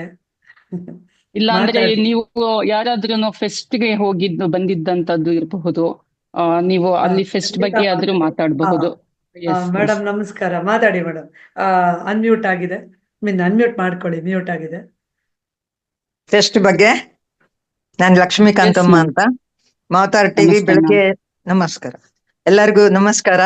ಮಾತಾರ್ ಟಿವಿ ಬಗ್ಗೆ ಹೆಚ್ಚು ಕಡಿಮೆ ನಾನು ಒಂದು 8 ತಿಂಗಳಿಂದ ಜಾಯಿನ್ ಆಗಿರ್ಬೋದು. ಲಿಂಕ್ ಸಿಕ್ಕಿದ್ಮೇಲೆ ಫೇಸ್ಬುಕ್ ಇಂದ. ಈಗ ಫೆಸ್ಟ್ ಬಗ್ಗೆ ಮಾತಾಡ್ಬೇಕಂದ್ರೆ ಅದೊಂಥರ ವಾತಾವರಣ ತುಂಬಾ ಚೆನ್ನಾಗಿದೆ. ಯಾಕಂದ್ರೆ ನಾನು ಅದು ಕೇಳಿದ ತಕ್ಷಣ ನಾನು ಕಂಟಿನ್ಯೂಸ್ ಆಗಿ ಹೋಗ್ತಾ ಇದ್ದೀನಿ. ಬಟ್ ಈ ಸಾರಿ 2 ದಿನ ಇಟ್ಟಿದ್ರು, ಸಾಟರ್ಡೆ ಅಂಡ್ ಸಂಡೇ. ಸಾಟರ್ಡೆ ಹೋದ್ವು, ಬಟ್ ಸಂಡೇ ಅನಿವಾರ್ಯದಿಂದ ನನಗೆ ವಾಪಸ್ ಬರ್ಬೇಕಾಯ್ತು, ಆದ್ರಿಂದ ಹೋಗ್ಲಿಲ್ಲ. ತುಂಬಾ ಚೆನ್ನಾಗಿದೆ. ಅಲ್ಲಿ ಎನ್ವೈರನ್ಮೆಂಟ್ ಇರ್ಬೋದು, ಅಲ್ಲಿನ ಒಂದು ಅಡ್ಮಿನಿಸ್ಟ್ರೇಷನ್ ಇದಿರ್ಬೋದು, ಅಥವಾ ನಮ್ಮ ಗುರೂಜಿ ಅವ್ರು ಇರ್ಬೋದು, ರಂಗನಾಥ್ ಗುರೂಜಿ ಅವ್ರು ಇರ್ಬೋದು, ಅವ್ರ ಮನೆಯವ್ರು ಇರ್ಬೋದು, ಲಕ್ಷ್ಮಿ ಮೇಡಮ್ ಅವರು, ಅಲ್ಲಿನ ಸ್ಟಾಫ್ ಇರ್ಬೋದು, ಮತ್ತೆ ಅಲ್ಲಿ ನಮ್ಮ ದೀಪಾ, ಅಶ್ವಿನಿ, ನಂದಿನಿ, ಮಧುರ, ಇವರೆಲ್ಲ ಅವಾಗ ಡೈಲಿ ಬರ್ತಾ ಇರ್ತಾರಲ್ಲ, ಹಂಗಾಗಿ ಫೆಮಿಲಿಯರು. ನಾನು ಎವ್ರಿ ಮಂತ್ ಒಂದೊಂದು ಕ್ಲಾಸ್ ತಗೊಳ್ತೀನಿ. ಇದು ರಂಗನಾಥ್ ಗುರೂಜಿ ಅವರಿಂದ ಅಪ್ಪಣೆ ಆಗಿದೆ. ಮೇಡಮ್ ನಮಗ್ ಗೊತ್ತಿರ್ಲಿಲ್ಲ. ಯಶೋಧರ ಅವ್ರದ್ದು ನಂಬರ್ ತಗೊಳ್ಳಿ ನೀವು. ಅವ್ರದ್ದು ಅಪ್ಪಣೆ ಆಗಿದೆ, ಆ ಕಾರಣದಿಂದ ನಂಬರ್ ಚಾಟ್ ಬಾಕ್ಸ್ ಅಲ್ಲಿ ಹಾಕಿ ಮ್ಯಾಮ್. ಹೇಳಿ, ಪರವಾಗಿಲ್ಲ, ಹಾಕಿ ಚಾಟ್ ಬಾಕ್ಸ್ ಅಲ್ಲಿ ಹಾಕಿ ನನ್ಗೆ. ಫಸ್ಟ್ ಅದು ಒಂಥರ ಅಂದ್ರೆ, ಈಗ ನಮ್ಗೆ ಅದೇ ಲೈಕ್ ಮೈಂಡೆಡ್ ಇರೋದ್ರಿಂದ ಅಲ್ಲಿ ಹೋದಾಗ ನಮ್ಗೆ ಏನೋ ಒಂದು ಹೊಸ ಅನುಭವ ಆಗ್ಬೋದು ಅಂತೇಳಿ. ಸೊ ಚಿಕಿತ್ಸೆದು ಯೋಗ ಇದೆ, ಮರ್ಮ ಥೆರಪಿ ಇದೆ, ಆಯುರ್ವೇದ ಇದೆ, ಆಕ್ಯುಪ್ರೆಷರ್ ಇದೆ, ಆಧ್ಯಾತ್ಮಿಕದ ಬಗ್ಗೆ ಏನಾದ್ರು ಡೌಟ್ಸ್ ಇದ್ರೆ ಹೇಳುವಂತವ್ರಿದ್ದಾರೆ. ನಾವು ಪ್ರತಿ ಸಾರಿ ನಾವು ಎಲ್ಲೇ ಇರ್ಬೋದು, ನಾವ್ ಎಷ್ಟೇ ನಾಲೆಡ್ಜಬಲ್ ಪರ್ಸನ್ ಆಗಿದ್ರು ಒಂದು ಹೊಸಬರನ್ನ ಪರಿಚಯ ಮಾಡ್ಕೊಂಡಾಗ ಅಥವಾ ಒಂದು ಹೊಸ ಜಾಗಕ್ಕೆ ಹೋಗಿ ಒಂದು ವಿಷಯ ಕೇಳಿದಾಗ ಅದ್ರಲ್ಲಿ ಏನೋ ಒಂದು ಹೊಸದು ನಮ್ಗೆ ಸಿಗುತ್ತೆ, ನಿಜ ಹೊಸದು ಖಂಡಿತ ನಮ್ಗೆ ಸಿಕ್ಕೇ ಸಿಗುತ್ತೆ. ಮತ್ತು ನಾನೇನ್ ಮೊದಲಿಂದ ಏನು ಆಧ್ಯಾತ್ಮಿಕ ಇದ್ರೊಳಗೆ ಇಲ್ಲ. ನಾನು ರಿಟೈರ್ಡ್ ಆದ್ಮೇಲೆ ಸ್ವಲ್ಪ ಮನೆಯಲ್ಲಿ ವಾತಾವರಣ ಬೇರೆಯವರು ನಮ್ಮ ಬಂಧುಗಳನ್ನೆಲ್ಲ ಕಳ್ಕೊಂಡ ಅಂತ ಒಂದು ಸಮಯದಲ್ಲಿ ತುಂಬಾ ಏನದು ಒಂಥರ ಪ್ರೆಷರ್, ತುಂಬಾ ಆಲೋಚನೆ ಬರ್ತಾ ಇರೋದು. ಈ ಸರ್ವಿಸ್ ಅಲ್ಲಿ ಇದ್ದಾಗ ಇಷ್ಟೊಂದು ನಾವು ಸಫರ್ ಮಾಡಿದ್ವಿ, ಈಗಲೂ ಹಾಗೆ ಸಫರ್ ಮಾಡ್ಬೇಕು ಅಂತೇಳಿ ಏನಾದ್ರು ಮಾಡಿ ಮೈಂಡ್ ಇದು ಮಾಡ್ಕೋಬೇಕು ಅಂತ ಹೇಳಿ ಕೊನೆಗೆ ಕೂತ್ಕೊಂಡು ಯೂಟ್ಯೂಬ್ ಹುಡ್ಕಕ್ಕೆ ಶುರು ಮಾಡಿದೆ. ಯೂಟ್ಯೂಬ್ ಅಲ್ಲಿ ಅವತ್ತಿನವರೆಗೂ ನಾವು ನೋಡಕ್ಕೂ ಆಗ್ತಾ ಇರ್ಲಿಲ್ಲ, ನೋಡ್ತಾನೆ ಇರ್ಲಿಲ್ಲ. ಸರಿ, ಆಮೇಲೆ ನನಗೆ ಸ್ವಲ್ಪ BP ಬಂದಾಗ ಡಾಕ್ಟರ್ ಹತ್ರ ಹೋದಾಗ ನಿದ್ದೆ ಎಷ್ಟು ಗಂಟೆ ಮಾಡ್ತೀರಾ ಅಂದ್ರೆ ನಾ ಹೇಳಿದೆ, ಮೇಡಮ್ ಮ್ಯಾಕ್ಸಿಮಮ್ 2 ಗಂಟೆ 3 ಗಂಟೆ ಅಷ್ಟೇ ನಾ ಮಾಡ್ತಾ ಇರೋದು, ಆಗ್ತಾ ಇಲ್ಲ ಅಂದೆ. ಇಲ್ಲ, ನೀವು ನಿದ್ದೆ ಚೆನ್ನಾಗಿ ಮಾಡಿ ನಿಮ್ BP ಎಲ್ಲ ಒಂಥರ ಇದಿರುತ್ತೆ ಅಂತ ಹೇಳಿ ಟ್ಯಾಬ್ಲೆಟ್ ಕೊಟ್ರು. ಬಟ್ ಆಮೇಲೆ ನಾನು ಅವರು ಒಂದು ಸಜೆಷನ್ ಇಂದ ಇದು ಏನಾದ್ರು ಮಾಡಿ ಮೈಂಡ್ ನಾನು ಆಲೋಚನೆಗಳು ಕಡಿಮೆ ಮಾಡಬೇಕು ಅಂತ ಹುಡುಕಿ ಕೊನೆಗೆ ಮೈಸೂರು ಮೇಡಮ್ ಅವ್ರ ಹೆಸರೇನೋ ಮರ್ತೋಯ್ತಲ್ಲಪ್ಪ, ಅವ್ರದ್ದು 5 ಗಂಟೆಗೆ ಇರೋದು, ಅದನ್ನ ನೋಡ್ತಾ ಕಲಿತೆ. ಆಮೇಲೆ ವೇದ ಒಂದು ನಮ್ಮ ಹೆಬ್ಬಾಳದ ಮೇಡಮ್ ಅವ್ರದ್ದು ಇದು ಮಾಡಿದೆ. ಬಟ್ ನಾನು ಸ್ವಲ್ಪ ಆಚೆ ಓಡಾಡ್ತಾ ಇರೋದ್ರಿಂದ ನಾನು ಇದ್ ಮಾಡ್ಲಿಕ್ಕೆ ಆಗ್ಲಿಲ್ಲ, ಜಾಯಿನ್ ಆಗಕ್ಕೆ ರೆಗ್ಯುಲರ್ ಆಗಿ. ಬಟ್ ಕಾಂಟ್ಯಾಕ್ಟ್ ಅಲ್ಲಿ ಇದ್ದಾನೆ. ಆಮೇಲೆ ನೋಡಿದೆ, ನನಗೆ ಬೆಳಿಗ್ಗೆ ಹೊತ್ತೇ ಸೂಟಬಲ್ ಆಗೋದು ಅಂತ ಹೇಳ್ಬಿಟ್ಟು ಈ ಮಹಾವತಾರದ್ದು ಮತ್ತೆ ರಾತ್ರಿ ಹೊತ್ತು ನಾನು ಜಾಯ್ನ್ ಆಗ್ತಿದ್ದೆ. ಮೊದಲು ಇಂಗ್ಲಿಷ್ ಕ್ಲಾಸಸ್ಗೆ, ಈಗ ತೆಲುಗು ಬರ್ತದೆ. ಬಟ್ ಬೆಳಗ್ಗೆ ಅಂತೂ ರೆಗ್ಯುಲರ್ ಆಗಿ ಬಿಡದಿರ ಪೂರಾ ನೋಡೋದಿಲ್ಲ ನಾನು, ಯಾಕಂದ್ರೆ ನಾನು ಬೆಳಗ್ಗೆ ಒಂದು ತೆಲುಗು ಚಾನಲ್ ಅಲ್ಲಿ ಯೋಗ ಪ್ರಾಕ್ಟೀಸ್ ಮುದ್ರಾ ಇದೆಲ್ಲ ಬರ್ತದೆ, ಅದು ರೆಗ್ಯುಲರ್ ಆಗಿ ನಾನು ಮಾಡ್ಬಿಟ್ಟು ಅದು ಮುಗಿದ ತಕ್ಷಣ ಇದಕ್ಕೆ ಜಾಯಿನ್ ಆಗ್ತೀನಿ. ಇದಕ್ಕೆ ಜಾಯಿನ್ ಆದ್ಮೇಲೆ ಇದು ಮುಗಿಯೋವರೆಗೂ ನಾನು ಇರ್ತೀನಿ. ಆಮೇಲೆ ನಾನು ಮತ್ತೆ ಕೇಳಿದೆ, ಇದೆ ತೆಲುಗು ಇದೆ, ಇಂಗ್ಲಿಷ್ ಇದೆ, ಕನ್ನಡ ಇದೆ ಅಂದ್ರು. ಸೊ ನಾನು ಮನೆಯಲ್ಲಿದ್ದಾಗ ಯಾಕಂದ್ರೆ ನಮ್ಗೂ ಸ್ವಲ್ಪ ವಯಸ್ಸಾಯ್ತು, ಈ ಬಸ್ಸುಗಳಲ್ಲಿ ನೋಡೋದು, ರೋಡುಗಳಲ್ಲಿ ನೋಡ್ಕೊಂಡ್ ಬರೋವಾಗ ಯಾವನಾದ್ರು ನೋಡಿದ್ರೆ ಏನ್ರಿ ವಯಸ್ಸಾಗಿದೆ ಮುದುಕಿ ತರ ಇದ್ದೀರಾ, ಕಣ್ ಕಾಣಲ್ವ ಅಂತ ಬೈಸ್ಕೊಳ್ಳೋದಕ್ಕೆ ಯಾಕೆ ಅಂತ ಹೇಳ್ಬಿಟ್ಟು ಮನೆಗೆ ಬಂದಾಗ ಫ್ರೀ ಇದ್ದಾಗ ಖಂಡಿತ ನಾನು ಜಾಯಿನ್ ಆಗಿ ಕೇಳ್ತಾ ಇದ್ದೀನಿ. ಅಲ್ಲಿ ಫೆಸ್ಟ್ ಬಗ್ಗೆ ನೋಡಿದಾಗ ನಿಜವಾಗ್ಲೂ ಅಲ್ಲಿ ಅವ್ರು ಹೇಳೋ ಅಂತ ಒಂದು ವಿಷಯಗಳನ್ನೆಲ್ಲ ನಾವು ತಿಳ್ಕೊಂಡಾಗ ನಮ್ಮ ಜೀವನದಲ್ಲಿ ತುಂಬಾ ಬದಲಾವಣೆ. ನಾನು ಧ್ಯಾನಕ್ಕೆ ಬಂದ್ಮೇಲೆ ನನ್ಗೆ ತುಂಬಾ ಕೋಪ ಇತ್ತು, ಟೆನ್ಷನ್ ಜಾಸ್ತಿ ಇತ್ತು, ಬೇರೆಯವ್ರನ್ನ ಬೈಕೊಳ್ತಿದ್ವು, ಅವರು ನಮ್ಗಿಂತ ನಮ್ಗೆ ಏನು ಕೊಡಲ್ವಲ್ಲ, ಅದು ಇದು ಏನೇನೋ ಕೆಲವು ಕೆಟ್ಟ ಭಾವನೆಗಳೇ ಅನ್ಬೇಕು. ಈಗ ಈ ಜಾಗಕ್ಕೆ ಈ ಒಂದು ಲೈನ್ಗೆ ಬಂದ್ಮೇಲೆ, ಆಮೇಲೆ ಧ್ಯಾನಕ್ಕೆ ಸೇರಿದ್ಮೇಲೆ ಕೋಪ ತುಂಬಾ ಚೇಂಜ್ ತುಂಬಾ ಕೋಪ ಆದಷ್ಟು ಕಡಿಮೆ ಆಗಿದೆ. ಟೆನ್ಷನ್ ತಗೋಬಾರ್ದು, ಶೂನ್ಯ ಭಾವದಲ್ಲಿ ಇರ್ಬೇಕು ಅನ್ನೋದನ್ನ ನಾವು ಕಲಿತಾ ಇದೀವಿ. ಆಮೇಲೆ ಬೇರೆಯವ್ರನ್ನ ನಾವು ಬೈಯಕ್ ಹೋಗ್ಬಾರ್ದು, ನಾವು ಅಲ್ಲಿಂದ ಎಲ್ಲ ಕೇಳ್ಕೊಂಡೇ ಬಂದಿರೋವಾಗ ನಾವ್ ಯಾಕೆ ಬೇರೆಯವ್ರನ್ನ ಇದನ್ಬೇಕು, ಅಡ್ಜಸ್ಟ್ ಮಾಡ್ಕೊಂಡು ಹೋಗುವಂತ ಪರಿಸ್ಥಿತಿ, ಅಡ್ಜಸ್ಟ್ ಮಾಡ್ಕೊಂಡು ಹೋಗೋದನ್ನ ನಾವು ಕಲ್ತಿದ್ವಿ. ಮಕ್ಕಳು ಇದಂದಾಗ, ಅಂದ್ರೆ ಮಕ್ಕಳು ಅಂದ್ರೆ ಎಲ್ಲ ದೊಡ್ಡವರಾಗಿದ್ದಾರೆ, ಚಿಕ್ಕ ಮಕ್ಕಳು ಅವ್ರನ್ನ ಗದರೋದಿಲ್ಲ, ಬೈಯೋದಿಲ್ಲ, ಅವ್ರನ್ನ ಅರ್ಥ ಮಾಡ್ಕೊಂಡು ಪ್ರೀತಿಯಿಂದ ನೋಡೋದು. ಬೇರೆಯವ್ರನ್ನ ಹೌದು ನಮ್ಮಲ್ಲಿ ಏನ್ ಆತ್ಮ ಇದೆ ಅವರಲ್ಲೂ ಇದೆ, ಅವ್ರು ಕಪ್ಪಗಾದ್ರೂ ಇರ್ಲಿ, ಬಡಬರಾಗಾದ್ರೂ ಇರ್ಲಿ, ಕಲ್ತಾದ್ರೂ ಇರ್ಲಿ, ಕೆಲ್ಸಕ್ಕೆ ಹೋಗ್ತಾ ಇರ್ಲಿ, ಎಲ್ಲ ನಾವಿದ್ದಂಗೆ, ನಾವೇ ಅವರು, ಅವರೇ ನಾವು ಅನ್ನೋದನ್ನ ನಾನು ತಿಳ್ಕೊಂಡಿದ್ದೀನಿ. ಒಟ್ನಲ್ಲಿ ಮೆಡಿಟೇಷನ್ ಈ ಲೈನ್ಗೆ ಬಂದ್ಮೇಲೆ ಜೀವನ ಶೈಲಿ, ಆಮೇಲೆ ಈ ಆಧ್ಯಾತ್ಮಕ್ಕೆ ಬಂದ್ಮೇಲೆ ಫುಡ್ ಕ್ರೇವಿಂಗ್ ತುಂಬಾ ಇತ್ತು, ಸಿಕ್ಕಿದ್ದೆಲ್ಲ ತಿಂತಾ ಇದ್ದೆ. ಅಂದ್ರೆ ಆಚೆ ಇಲ್ಲ, ಮನೆ ಒಳಗೆ ಕಡಲೆ ಪಪ್ಪು, ಕಡಲೆಕಾಯಿ ಬೀಜ, ಅದು ಇದು ಎಲ್ಲ ತುಂಬಾ ಕಂಟ್ರೋಲ್ ಬಂದ್ಬಿಡ್ತು. ಕ್ರೇವಿಂಗ್ ಇಲ್ಲ, ಏನು ತಿನ್ಬೇಕು, ಬೆಳಗ್ಗೆ ಮಧ್ಯಾಹ್ನ ಏನ್ ತಿನ್ಬೇಕು, ಅಥವಾ ಹೊಟ್ಟೆ ಹಸ್ದಾಗ ಎಷ್ಟು ನೀರು ಕುಡಿಬೇಕು, ಏನ್ ತಿನ್ಬೇಕು, ಅದು ತುಂಬಾ ಬದಲಾವಣೆ ಮಾಡ್ಕೊಂಡಿದ್ದೀನಿ. ಯೋಚನೆಗಳಲ್ಲಿ ಬದಲಾವಣೆ ಮಾಡ್ಕೊಂಡಿದ್ದೀನಿ, ನಡವಳಿಕೆಯಲ್ಲಿ ಬದಲಾವಣೆ ಮಾಡ್ಕೊಂಡಿದ್ದೀನಿ. ನಾವ್ ಏನಿದೆ ಬೇರೆಯವರ ಅಷ್ಟಾಂಗ ಮಾರ್ಗಗಳನ್ನ ಸಾಕಷ್ಟು ನೀವು ಬದಲಾಯಿಸ್ಕೊಂಡು ನೀವು ನಡ್ಕೊಳ್ತಿದ್ದೀರಿ ಅಂತ ಆಯ್ತು ಅಲ್ವಾ ಮೇಡಮ್? ಮೇಡಮ್ ನಿಮ್ದು ನನಗೆ ಇದು ರಿಪೀಟೆಡ್ ಕ್ಲಾಸಸ್ ಏನ್ ಹೇಳ್ತೀವಿ ನಾವು, ಅದು ನಿಮ್ದು ಈಗ ಯೂಟ್ಯೂಬ್ ವಾಪಸ್ ಆಗ್ತಾರಲ್ಲ, ಆ ತರ ಬರ್ತಾ ಇಲ್ಲ ಅನ್ಸುತ್ತೆ ಈ ಕನ್ನಡ ಚಾನಲ್ದು. ಹೌದಾ? ಇಲ್ಲ ಮಾಡ್ತಾ ಇದೆ, ಎಲ್ಲ ಬರ್ತಾ ಇದೆ. 21 days ಬರ್ತಾ ಇದೆಯಲ್ಲ, ಎಲ್ಲವೂ ಅಪ್ಲೋಡ್ ಆಗ್ತಾ ಇದೆ ಮೇಡಮ್ ಇದು. ಹೌದು ಫೌಂಡೇಶನ್ ಒಳಗೆ ಇದೆಯಾ? ಪ್ರತಿದಿನ ಮಹಾವತಾರ್ ಟಿವಿಯಲ್ಲಿ ಇದೆ, ಅಪ್ಲೋಡ್ ಆಗ್ತಾ ಇದೆ. ನೋಡ್ತೇನೆ, ಯಾಕಂದ್ರೆ ಪೂರ್ತಿ ಕೇಳಲಿಲ್ಲ ನಾನು, ಪೂರ್ತಿ ಕೇಳಲಿಲ್ಲ. ಬಟ್ ತಿಳುವಳಿಕೆ ಅಂತೂ ಬಂತು. ಈಗ ಹೇಳಿದ್ವಲ್ಲ, ಆಧ್ಯಾತ್ಮಿಕಕ್ಕೆ ಬಂದ್ಮೇಲೆ ತುಂಬಾನೇ ಬದಲಾವಣೆ ಮಾಡ್ಕೊಂಡಿದ್ದೀನಿ ನಾನು. ಆಮೇಲೆ ಸೇವೆ ಮಾಡೋ ಅಂತದ್ದು ಇತ್ತು, ಮೊದಲಿತ್ತು. ಅಂದ್ರೆ ನಾವ್ ಯಾರಾದ್ರೂ ಬಡವರು ಅಂತಲ್ಲ, ನಾನು ಅದೇ ಫೀಲ್ಡ್ ಅಲ್ಲಿ ಸರ್ವಿಸ್ ಅಲ್ಲಿ ಇದ್ದಿದ್ರಿಂದ ಸೀನಿಯರ್ ಸಿಟಿಸನ್ಸ್ ಅವರಾಗ್ಲಿ ಅಥವಾ ನಮ್ಮ ಡಿಸೇಬಲ್ಡ್ ಇದ್ರಲ್ಲಾಗ್ಲಿ ಇರುವಂತ ಮಕ್ಕಳಿಗೆ ಸ್ವಲ್ಪ ಸ್ವಲ್ಪ ಡೊನೇಷನ್ ಕೊಟ್ಟು ಮಾಡ್ತಿದ್ವು. ಬಟ್ ಈಗ ಅನ್ಸುತ್ತೆ ಇಲ್ಲ, ನಮಗೆ ಎಷ್ಟು ಬೇಕೋ ಅಷ್ಟು ಇಟ್ಕೊಂಡು ಮಿಕ್ಕಿದ್ದ ಕೊಡೋಣ, ಅವ್ರಿಗಿಲ್ಲ, ಅವರು ನಮ್ ತರನೇ ಇರ್ಲಿ ಅನ್ನೋ ಸೇವೆನ. ಮೇಡಮ್, ನಮ್ಗೆ ಎಷ್ಟು ಅವಶ್ಯಕತೆ ಇದೆಯೋ ಅಷ್ಟು ಇಟ್ಕೊಂಡು ಮಿಕ್ಕವ್ರಿಗೆ ಕೊಡೋದ್ರಿಂದ ನಮಗೂ ಆತ್ಮತೃಪ್ತಿ ಅನ್ನೋದು ಸಿಗುತ್ತೆ, ಬೇರೆಯವ್ರಿಗೂ ಸಹಾಯ ಆಗತ್ತೆ, ಅವ್ರಿಗೂ ಕೂಡ ಆತ್ಮತೃಪ್ತಿ. ಅವ್ರು ಕೂಡ ಹಂಗೆ ಮಾಡ್ತಾರ. ಅವಾಗ ಅವ್ರು ಎಷ್ಟು ಬೇಕೋ ಅಷ್ಟನ್ನ ಬಳಸ್ಕೊಂಡು ಮಿಕ್ಕದನ್ನ ಬೇರೆಯವ್ರಿಗೆ ಕೊಡ್ತಾರೆ. ಇದು ಆಕ್ಚುಲಿ ಪತ್ರಿಜಿ ಗುರುಗಳು ಯಾವಾಗ್ಲೂ ಹೇಳ್ತಾರೆ, ಯಾವಾಗ್ಲೂ ಇದನ್ನ ಮಾಡಿ, ನಿಮ್ಗೆ ಎಷ್ಟು ಬೇಕೋ ಅಷ್ಟು ಮಾತ್ರ ಸಾಕು. ಯಾಕಂದ್ರೆ ಹಾಸಿಗೆ ಇದ್ದಷ್ಟು ಕಾಲ್ ಚಾಚಿದ್ರೆ ಸಾಕು ಅಲ್ವಾ. ಹಾಸಿಗೆ ನಾನ್ ಅನ್ಕೊಳ್ತಾ ಇದ್ದಿದ್ದು, ನಾನೇನೋ ಕೇಳ್ಕೊಂಡಿದ್ದೀನಿ, ಆಯ್ತಾ ಕೆಲ್ಸ ಕೊಡೋಣ ಅಂತ, ಆ ತರ ಇತ್ತು.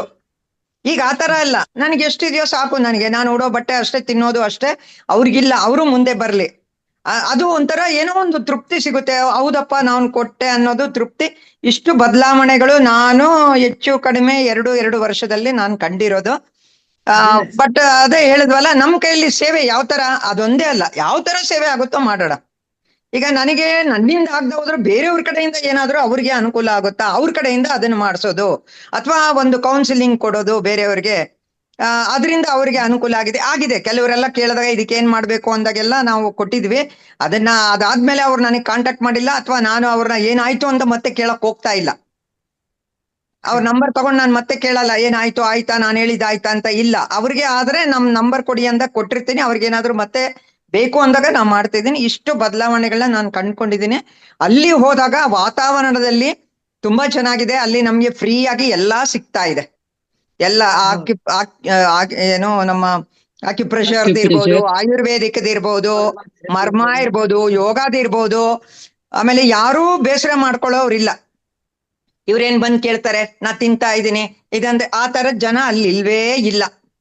ಆದ ಕಾರಣ ಅಲ್ಲಿ ಹೋದಾಗ ಏನೋ ಒಂಥರ ಆತ್ಮಕ್ಕೆ ಸಂತೋಷ ಉಂಟಾಗುತ್ತೆ, ಮನಸ್ಸಿಗೆ ಸಂತೋಷ ಉಂಟಾಗುತ್ತೆ. ಇಲ್ಲಿಂದ ನಾನು ಹೋಗ್ಬೇಕಾದ್ರೆ 3 hours ಜರ್ನಿ, 2, 3 ಒಂದೊಂದ್ಸಾರಿ 4 ಬಸ್ಸು ಚೇಂಜ್ ಮಾಡ್ಕೊಂಡು ಹೋಗ್ಬೋದು. ಅಲ್ಲಿರೋ ಕೇವಲ ನಾವು ಒಂದು 4 ಗಂಟೆ 5 ಗಂಟೆ ಅಂದ್ರು ಮತ್ತೆ 3 ಗಂಟೆ 6 hours ಜರ್ನಿಯಲ್ಲೇ ಹೋದ್ರು. ಅಲ್ಲಿ ಹೋದಾಗ ಅಲ್ಲಿ ಸಿಗುವಂತ ಒಂದು ವಾತಾವರಣ, ಅಲ್ಲಿ ಸಿಗುವಂತ ಒಂದು ಟಾಕ್ ಇರ್ಬೋದು, ಅವ್ರನ್ನ ನೋಡೋದಿರ್ಬೋದು, ಅವ್ರ ಜೊತೆ ಮಾತಾಡೋದಿರ್ಬೋದು, ಇನ್ನೊಂದ್ಸರಿ ಅವ್ರನ್ನ ಮುಟ್ಟೋದು ಇರ್ಬೋದು. ನಮ್ಗೆ ಕೆಲವರಿಗೆ ನನಗೆ ಮುಟ್ಟಿ ಮಾತಾಡೋ ಅಭ್ಯಾಸ ಜಾಸ್ತಿ. ನನಗೆ ಜೆಂಟ್ಸು ಲೇಡೀಸು ಏನೋ ನೋಡೋದಿಲ್ಲ, ಅವ್ರನ್ನ ಟಚ್ ಮಾಡಿನೇ ನಾನು ಮಾತಾಡೋದು. ಅಂದ್ರೆ ಅವರ ಅಟೆನ್ಷನ್ ನನ್ನ ಕಡೆ ಇದ್ ಮಾಡ್ಕೊಂಡು ಅಂತೇಳಿ. ತುಂಬಾ ಚೆನ್ನಾಗಿದೆ ಮೇಡಮ್, ತುಂಬಾ ಪ್ರಯೋಜನಗಳು ಪಡ್ಕೋಬಹುದು. ಅನುಭವಗಳನ್ನ ತಿಳ್ಕೊಳ್ಳೋದ್ರಿಂದ. ಆಮೇಲೆ ಇನ್ನೊಂದು ನಮ್ದು ಏನು ಅಂದ್ರೆ, ನಾನು ಬ್ಲೈಂಡ್ ಆಗಿ ನಾನು ಅವರು ಮಾತಾಡೋದಿಲ್ಲ, ಸ್ವಲ್ಪ ವಾದ ಮಾಡೋದು ಜಾಸ್ತಿ. ನಾನು ವಾದ ಅಂದ್ರೆ ನನಗೆ ಅರ್ಥ ಆಗ್ಬೇಕು, ನನಗೆ ಅದು ಕರೆಕ್ಟ್ ಸೈಂಟಿಫಿಕ್ ಆಗಿ ಪ್ರೂವ್ ಆಗ್ಬೇಕು ಅಂತೇಳಿ. ಸೊ ಅವಾಗ ಅವ್ರು ಆ ಬುಕ್ ಓದಿ, ಈ ಬುಕ್ ಓದಿ, ಅಥವಾ ಇವ್ರು ನೋಡಿ ಅಂದಾಗ ನಾನು ಆದಷ್ಟು ಅದನ್ನ ಆ ತರ ಮಾಡ್ಕೊಂಡು ಇದ್ ಮಾಡ್ತಾ ಇದ್ದೀನಿ. ಫೆಸ್ಟ್ಗೆ ಎಲ್ಲಾರು ಖಂಡಿತ ಬರ್ಲೇಬೇಕು. ಆಮೇಲೆ ಅಲ್ಲಿ ಒಳ್ಳೆ ಊಟನೂ ಇದೆ. ಸುಮ್ನೆ ಏನೋ ಬಂದ್ರಪ್ಪ, ಏನೋ ಅವ್ರಿಗೊಂದು ಕೊಡ್ಬೇಕು, ಮೊಸರನ್ನ ಕೊಟ್ಬಿಡೋಣ, ಚಿತ್ರಾನ್ನ ಕೊಟ್ಬಿಡೋಣ, ಬೇರೆ ಕಡೆ ಫಂಕ್ಷನ್ ಅಲ್ಲಿ ಪುಳಿಯೋಗರೆ. ಮೇಡಮ್ ಒಂದ್ ಮಾತು ಹೇಳ್ತೀನಿ ನೋಡಿ, ಮಹಾವತಾರ್ ಅವ್ರೆ ಮೇಡಮ್, ನಾವೆಲ್ಲರೂ ಮಹಾವತಾರ್ ಅವ್ರೆ, ನಾವೆಲ್ಲರೂ ಸೇರಿ ಮಾಡ್ತಾ ಇರೋವಂಥದ್ದು. ಓಕೆನಾ? ಸೊ ಹಾಗಾಗಿ ಎಲ್ಲರೂ ಒಟ್ಟುಗೂಡಿ ನಾವು ಮಾಡ್ತಿರುವಂತ ಕೆಲಸ ಇದು, ರಂಗನಾಥ್ ಸರ್ ಅವರ ನೇತೃತ್ವದಲ್ಲಿ. ಸೊ ಓಕೆ, ಧನ್ಯವಾದ ಮೇಡಮ್, ನಿಮಗೆ ತುಂಬಾನೇ ಖುಷಿ ಆಯ್ತು. ಎಷ್ಟು ಚೆನ್ನಾಗಿ ಎಲ್ಲ ಹೇಳಿದ್ರಿ, ಚೆನ್ನಾಗಿ ಅಭಿಪ್ರಾಯ ಹಂಚ್ಕೊಂಡ್ರಿ ಮೇಡಮ್. ತುಂಬಾ ಥ್ಯಾಂಕ್ಸ್. ಈವ್ನಿಂಗ್ ಬ್ಯಾಚ್ ಅಭಿಪ್ರಾಯನ ಕೊಟ್ಟಿದ್ದು ಚೆನ್ನಾಗಿದೆ, ಅಲ್ಲಿ ಫೆಸ್ಟ್ ಮಾತ್ರ ಚೆನ್ನಾಗಿದೆ. ಹೌದೌದು ಮೇಡಮ್, ಈವ್ನಿಂಗ್ ಬ್ಯಾಚ್ ಏನಿದೆ 4 ರಿಂದ 5 ಯಾರು ಬೆಳಿಗ್ಗೆ ಬರೋದಿಕ್ಕೆ ಆಗೋದಿಲ್ವೋ ಅವರೆಲ್ಲರೂ ಸಂಜೆಯ ಒಂದು ನಮ್ಮ ಕನ್ನಡ ಕಾರ್ಯಕ್ರಮಕ್ಕೆ ಬರಬಹುದು. ಬನ್ನಿ, ದಿನವೂ ಬನ್ನಿ ಅಂತ ನಾನು ಖಂಡಿತ ಬನ್ನಿ ಮೇಡಮ್. ಈಗಾಗ್ಲೇ ಇದೀನಿ, ಇದ್ರೊಳಗೆ ಕೇಳ್ತಾ ಇದ್ದೀನಿ, ಅವಾಗ ಕೇಳ್ತಾ ಇರ್ತೀನಿ. ಬಟ್ ಅದೇ ನಾನು ಆಚೆ ಕಡೆ ಇದ್ದಾಗ ನೋಡ್ಲಿಕ್ಕೆ ಆಗಲ್ಲ, ಮನೆಯಲ್ಲಿರೋವಾಗ ಖಂಡಿತ ನಾನು ನೋಡ್ತಾ ಇದ್ದೀನಿ ಇದನ್ನ. ಬಟ್ ಬೆಳಿಗ್ಗೆ ಮಿಸ್ ಮಾಡ್ತಾ ಇಲ್ಲ, ಯಾಕಂದ್ರೆ ಬೆಳಿಗ್ಗೆ ಫ್ರೀ ಆಗಿರ್ತೀವಿ ನಾವು, ಅದನ್ನಂತೂ ನಾನು ಮಿಸ್ ಮಾಡ್ತಿಲ್ಲ. ಆಮೇಲೆ ನೈಟ್ ನಾನು ಮ್ಯಾಕ್ಸಿಮಮ್ 9:30 ವರೆಗೂ ನೋಡ್ತೀನಿ, ಯಾಕಂದ್ರೆ ನನಗೆ ಏನು ಉಪಯೋಗ ಆಗುತ್ತೋ ಅಂತ ಚಾನಲ್ಸ್ಗೆ ನಾನು ನೋಡ್ತಾ ಇದ್ದೀನಿ. ಫೋರ್ಸಿಬಲ್ ಆಗಿ ಇದನ್ನೇ ನೋಡಿ ಇದೇ ಚೆನ್ನಾಗಿದೆ ಅಂದ್ರೆ ನಾನಿಲ್ಲ, ನನಗೇನ್ ಅನುಕೂಲ ಆಗುತ್ತೆ, ನನ್ನ ಆರೋಗ್ಯಕ್ಕೆ ಏನ್ ಅನುಕೂಲ ಆಗುತ್ತೆ ಅಂತ ನೋಡ್ಕೊಂಡಿರೋ ಚಾನಲ್ಸ್ ನಾನು ನೋಡ್ತಾ ಇದ್ದೀನಿ ಮೇಡಮ್. ಧನ್ಯವಾದ ಮೇಡಮ್, ತುಂಬಾ ಥ್ಯಾಂಕ್ ಯು. ಧನ್ಯವಾದ. ವೈದೇಹಿ ಅವ್ರು ಮಾತಾಡ್ತಾರೆ ನೋಡಿ.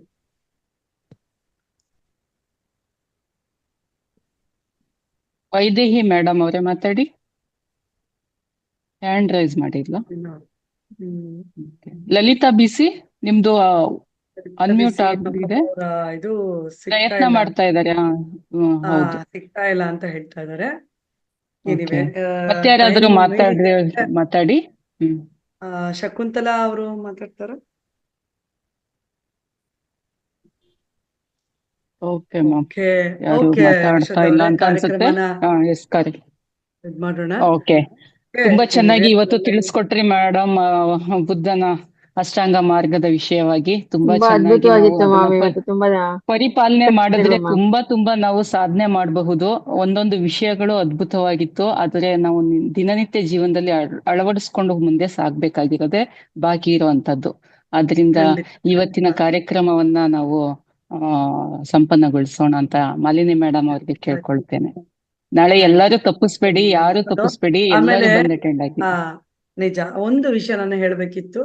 ಎಲ್ಲರೂ ದಯವಿಟ್ಟು ಮುಂದಿನ ತಿಂಗಳು ಏನಿದೆ 21 ದಿನದ ಸಮಗ್ರ ಸ್ವಾಸ್ಥ್ಯ ಕಾರ್ಯಕ್ರಮಕ್ಕೆ ನೀವು ಬನ್ನಿ, ನಿಮ್ಮ ಜೊತೆ ಒಂದಷ್ಟು ಜನರನ್ನ ಕರ್ಕೊಂಡು ಬನ್ನಿ ಅಂತ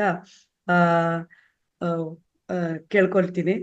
ಇಲ್ಲಿ ಲಕ್ಷ್ಮೀಕಾಂತಮ್ಮ ಅವರು ನನ್ನ ನಂಬರ್ ಕೇಳ್ತಿದ್ದಾರೆ. ಯಶೋದವರೇ, ನನ್ನ ನಂಬರ್ನ ಕೊಟ್ಬಿಡಿ ಅವ್ರಿಗೆ. ನಂತರ ಶಕುಂತಲಾ ಮೇಡಮ್, ನೀವು ಮಾತಾಡ್ತೀರಾ? ಪಾಪ ಅವ್ರು ಯಾವತ್ತೂ ಮಾತಾಡಿಲ್ಲ ಮೇಡಮ್. ಅವರು ಮಾತಾಡಿದ್ದಾರೆ, ಖಂಡಿತ ಒಂದ್ಸರಿ ಮಾತಾಡಿದ್ದಾರೆ. ಹೌದಾ? ನಾನ್ ಕೇಳಿಸ್ಕೊಂಡಿಲ್ಲ. ಓಕೆ, ಎನಿವೆ, ಸೊ 21 ದಿನದ ಕಾರ್ಯಕ್ರಮ ಏನಿದೆ ಸಮಗ್ರ ಸ್ವಾಸ್ಥ್ಯ ಕಾರ್ಯಕ್ರಮ ಮುಂದಿನ ತಿಂಗಳು ತುಂಬಾ ಅದ್ಭುತವಾಗಿದೆ. ಈಗಾಗ್ಲೇ ಎಲ್ಲವನ್ನು ನಾವು ರೆಡಿ ಮಾಡಿದ್ದೀವಿ. ಮುಂದಿನ ತಿಂಗಳು ಏನೇನ್ ಇರ್ಬೇಕು, ಏನೇನ್ ಇರುತ್ತೆ ಅನ್ನೋದನ್ನ 1ನೇ ತಾರೀಕು ಅಥವಾ ಶನಿವಾರದೊಳಗಾಗಿ ನಿಮಗೆಲ್ರಿಗೂ ಕಳಿಸ್ಕೊಡ್ತೀವಿ. ನಾವು ಇದ್ರೊಳಗಡೆನೆ ನಾವು ಹಾಕ್ತೀವಿ, ಗ್ರೂಪ್ನಲ್ಲಿ ಹಾಕ್ತೀವಿ, ಏನೇನೆಲ್ಲ ಕಾರ್ಯಕ್ರಮ ಇರುತ್ತೆ, ಯಾವ್ಯಾವ ಮಾಸ್ಟರ್ಸ್, ಯಾವ್ಯಾವ ಸ್ಪೀಕರ್ಸ್ ಬರ್ತಾರೆ ಅನ್ನೋದಾಗ್ಲಿ ಎಲ್ಲವೂ ಇರುತ್ತೆ. ಮುಂದಿನ ತಿಂಗಳು ನಿಜವಾಗ್ಲೂ ಅತ್ಯದ್ಭುತವಾಗಿದೆ. ಅದಲ್ಲದೆ ಮುಂದಿನ ತಿಂಗಳು 7 ಲೋಕದ ಬಗ್ಗೆ ನಾವು ತಿಳ್ಕೊಳ್ತೀವಿ. ಅಂದ್ರೆ ಈಗ ಇದುವರೆಗೆ ನಾವು ತಿಳ್ಕೊಂಡಿದ್ದೇನು, ಚಕ್ರಗಳ ಬಗ್ಗೆ ತಿಳ್ಕೊಂಡ್ವಿ, ಆಮೇಲೆ ಶರೀರಗಳ ಬಗ್ಗೆ ತಿಳ್ಕೊಂಡ್ವಿ. ಈಗ ಮುಂದಿನ ತಿಂಗಳು ನಾವು 7 ಲೋಕದ ಬಗ್ಗೆ ತಿಳ್ಕೊಳ್ತೀವಿ. ಅದಲ್ಲದೆ ಅತ್ಯದ್ಭುತವಾದ ತುಂಬಾ ಚೆನ್ನಾಗಿರುವಂತಹ ವಿಷಯಗಳನ್ನ ಹೊತ್ತು ನಮ್ಮ ಸ್ಪೀಕರ್ಸ್ ಬರ್ತಾ ಇದ್ದಾರೆ. 2 ದಿನ 3 ದಿನ ಒಬ್ಬೊಬ್ಬರೇ ಸ್ಪೀಕರ್ ಮಾತಾಡ್ತಾರೆ. ಸೊ ತುಂಬಾ ಚೆನ್ನಾಗಿದೆ, ಯಾರು ಮಿಸ್ ಮಾಡ್ಕೊಳ್ಬೇಡಿ. ದಯವಿಟ್ಟು ಇದನ್ನ ನೀವೆಲ್ಲರೂ, ಯಾಕೆಂದ್ರೆ ಮೊದಲೆಲ್ಲ ನಮ್ಮ ಮಹಾವತಾರ ತಂಡದಿಂದ ನಾವು ಇನ್ಸ್ಟಾಗ್ರಾಮ್ ಅಲ್ಲಿ, ಫೇಸ್ಬುಕ್ ಅಲ್ಲಿ ಎಲ್ಲ ಕಡೆ ಹಾಕ್ತಾ ಇದ್ವಿ. ಆದ್ರೆ ಈಗ ಎಲ್ಲ ಜನರು, ನಾವೆಲ್ಲ ಆತ್ಮ ಬಂಧುಗಳು ಸೇರಿ ಇದನ್ನ ಸಕ್ಸಸ್ ಮಾಡ್ಬೇಕು. ಯಾಕೆ ಅಂದ್ರೆ ನಾವೆಲ್ಲರೂ ಒಂದಷ್ಟು ಜನನ್ನ ಕರ್ಕೊಂಬರೋಣ, ಒಂದಷ್ಟು ಜನನ್ನ ಧ್ಯಾನಕ್ಕೆ ಕರ್ಕೊಂಬರೋಣ, ಎಲ್ಲರೂ ಧ್ಯಾನಿಗಳನ್ನಾಗಿ ಮಾಡೋಣ ಅಂತ ಹೇಳ್ತಾ, ಈ ಒಂದು ಮೆಸೇಜ್ ಏನಿದೆ ಗ್ರೂಪಲ್ಲಿ ಬರುವಂಥ ಮೆಸೇಜ್ನ ಎಲ್ಲ ಕಡೆ ನೀವು ಫಾರ್ವರ್ಡ್ ಮಾಡಿ ಅಂತ ಕೇಳ್ಕೊಳ್ತೀನಿ. ಈಗ ಆಲ್ರೆಡಿ ಮುಂದಿನ ತಿಂಗಳ ಒಂದು 21 ದಿನದ ಸಮಗ್ರ ಸ್ವಾಸ್ಥ್ಯ ಕಾರ್ಯಕ್ರಮಕ್ಕೆ ಏನು ನಾವು ರೆಡಿ ಆಗ್ಬೇಕಾಯ್ತು ಅದನ್ನ ಆಲ್ರೆಡಿ ರಂಗನಾಥ್ ಸಾರು ಹಂಚಿದ್ದಾರೆ. ಅದನ್ನ ನಮ್ಮೆಲ್ಲರ ಒಂದು ಕರ್ತವ್ಯ, ಎಲ್ಲ ಕಡೆ ಹಂಚೋಣ, ಒಂದಷ್ಟು ಜನರನ್ನ ಕರ್ಕೊಂಬರೋಣ, ಒಂದಷ್ಟು ಜನರನ್ನ ಧ್ಯಾನವನ್ನ ಹೇಳ್ಕೊಡೋಣ, ಜ್ಞಾನವನ್ನ ಹೆಚ್ಚಿಸೋಣ, ಸಾಮೂಹಿಕವಾಗಿ ಧ್ಯಾನ ಮಾಡ್ತಾ ನಾವೆಲ್ಲನೂ ಧ್ಯಾನಿಗಳ ಆಗೋಣ ಅಂತ ಹೇಳ್ತಾ, ಎಲ್ಲರೂ ಆತ್ಮ ಬಂಧುಗಳೇ, ತುಂಬಾ ಚೆನ್ನಾಗಿತ್ತು. ನನಗೆ ಈ ವೇದಿಕೆ ಕೊಟ್ಟಂತಹ ರಂಗನಾಥ್ ಸರ್ ಅವ್ರಿಗೆ ನಾನು ತುಂಬ ಹೃದಯದ ಧನ್ಯವಾದಗಳನ್ನ ಅರ್ಪಿಸ್ತೇನೆ. ಅವರು ಹೇಳಿದ್ರು, ಮಾತಾಡಿ ಮೇಡಮ್ ಈ ಒಂದು ವಿಷಯದ ಬಗ್ಗೆ ನೀವು ಅಂತ. ನಂಗೆ ಏನೋ ಗೊತ್ತಿಲ್ದಿದ್ರು ಅದ್ರ ಬಗ್ಗೆ ನಾನು ಒಂದಷ್ಟು ಮಟ್ಟಿಗೆ ತಿಳ್ಕೊಂಡು, ಒಂದಷ್ಟು ರೀತಿಯಲ್ಲಿ ಎಷ್ಟು ಮಟ್ಟಿಗೆ ಸರಿಯಾಗಿ ಮಾಡಿದ್ದೀನಿ ಅನ್ನೋದು ನನಗೆ ಗೊತ್ತಿಲ್ಲ, ಪ್ರಯತ್ನ ಪಟ್ಟಿದ್ದೀನಿ ಅಂತ ಹೇಳ್ಬೋದು. ಸೊ ಹಾಗಾಗಿ ಮತ್ತೊಮ್ಮೆ ರಂಗನಾಥ್ ಸರ್ಗೆ ಧನ್ಯವಾದಗಳನ್ನ ಅರ್ಪಿಸ್ತಾ, ನೀವೆಲ್ಲರೂ ಇಲ್ಲಿದ್ದೀರಿ ಆತ್ಮ ಬಂಧುಗಳು, ಇಷ್ಟೊತ್ತು ನನ್ನ ಮಾತುಗಳನ್ನ ಕೇಳಿಸ್ಕೊಂಡಿದ್ದೀರಿ, ಸಹಿಸ್ಕೊಂಡಿದ್ದೀರಿ, ನಿಮ್ಮೆಲ್ರಿಗೂ ತುಂಬ ಹೃದಯದ ಧನ್ಯವಾದಗಳನ್ನ ಅರ್ಪಿಸ್ತಾ, ವಿಶೇಷವಾಗಿ ಯಶೋಧ ಅವ್ರಿಗೆ ಕೂಡ ಡಾಕ್ಟರ್ ಯಶೋಧ ಅವ್ರಿಗೆ ಧನ್ಯವಾದಗಳನ್ನ ಹೇಳ್ತಾ ಈ ಕಾರ್ಯಕ್ರಮವನ್ನ ಸಂಪನ್ನಗೊಳಿಸ್ತಾ ಇದ್ದೇನೆ. ಹಾಗಾಗಿ ನಿಮ್ಮೆಲ್ರಿಗೂ ಮತ್ತೆ ಪ್ರೀತಿಪೂರ್ವಕವಾದ ಧನ್ಯವಾದಗಳನ್ನ ಅರ್ಪಿಸ್ತಾ ಎಲ್ಲರಿಗೂ ನಮಸ್ಕಾರ. ಎಲ್ಲರಿಗೂ ಧನ್ಯವಾದಗಳು. Thank you one and all. Thank you madam. Thank you.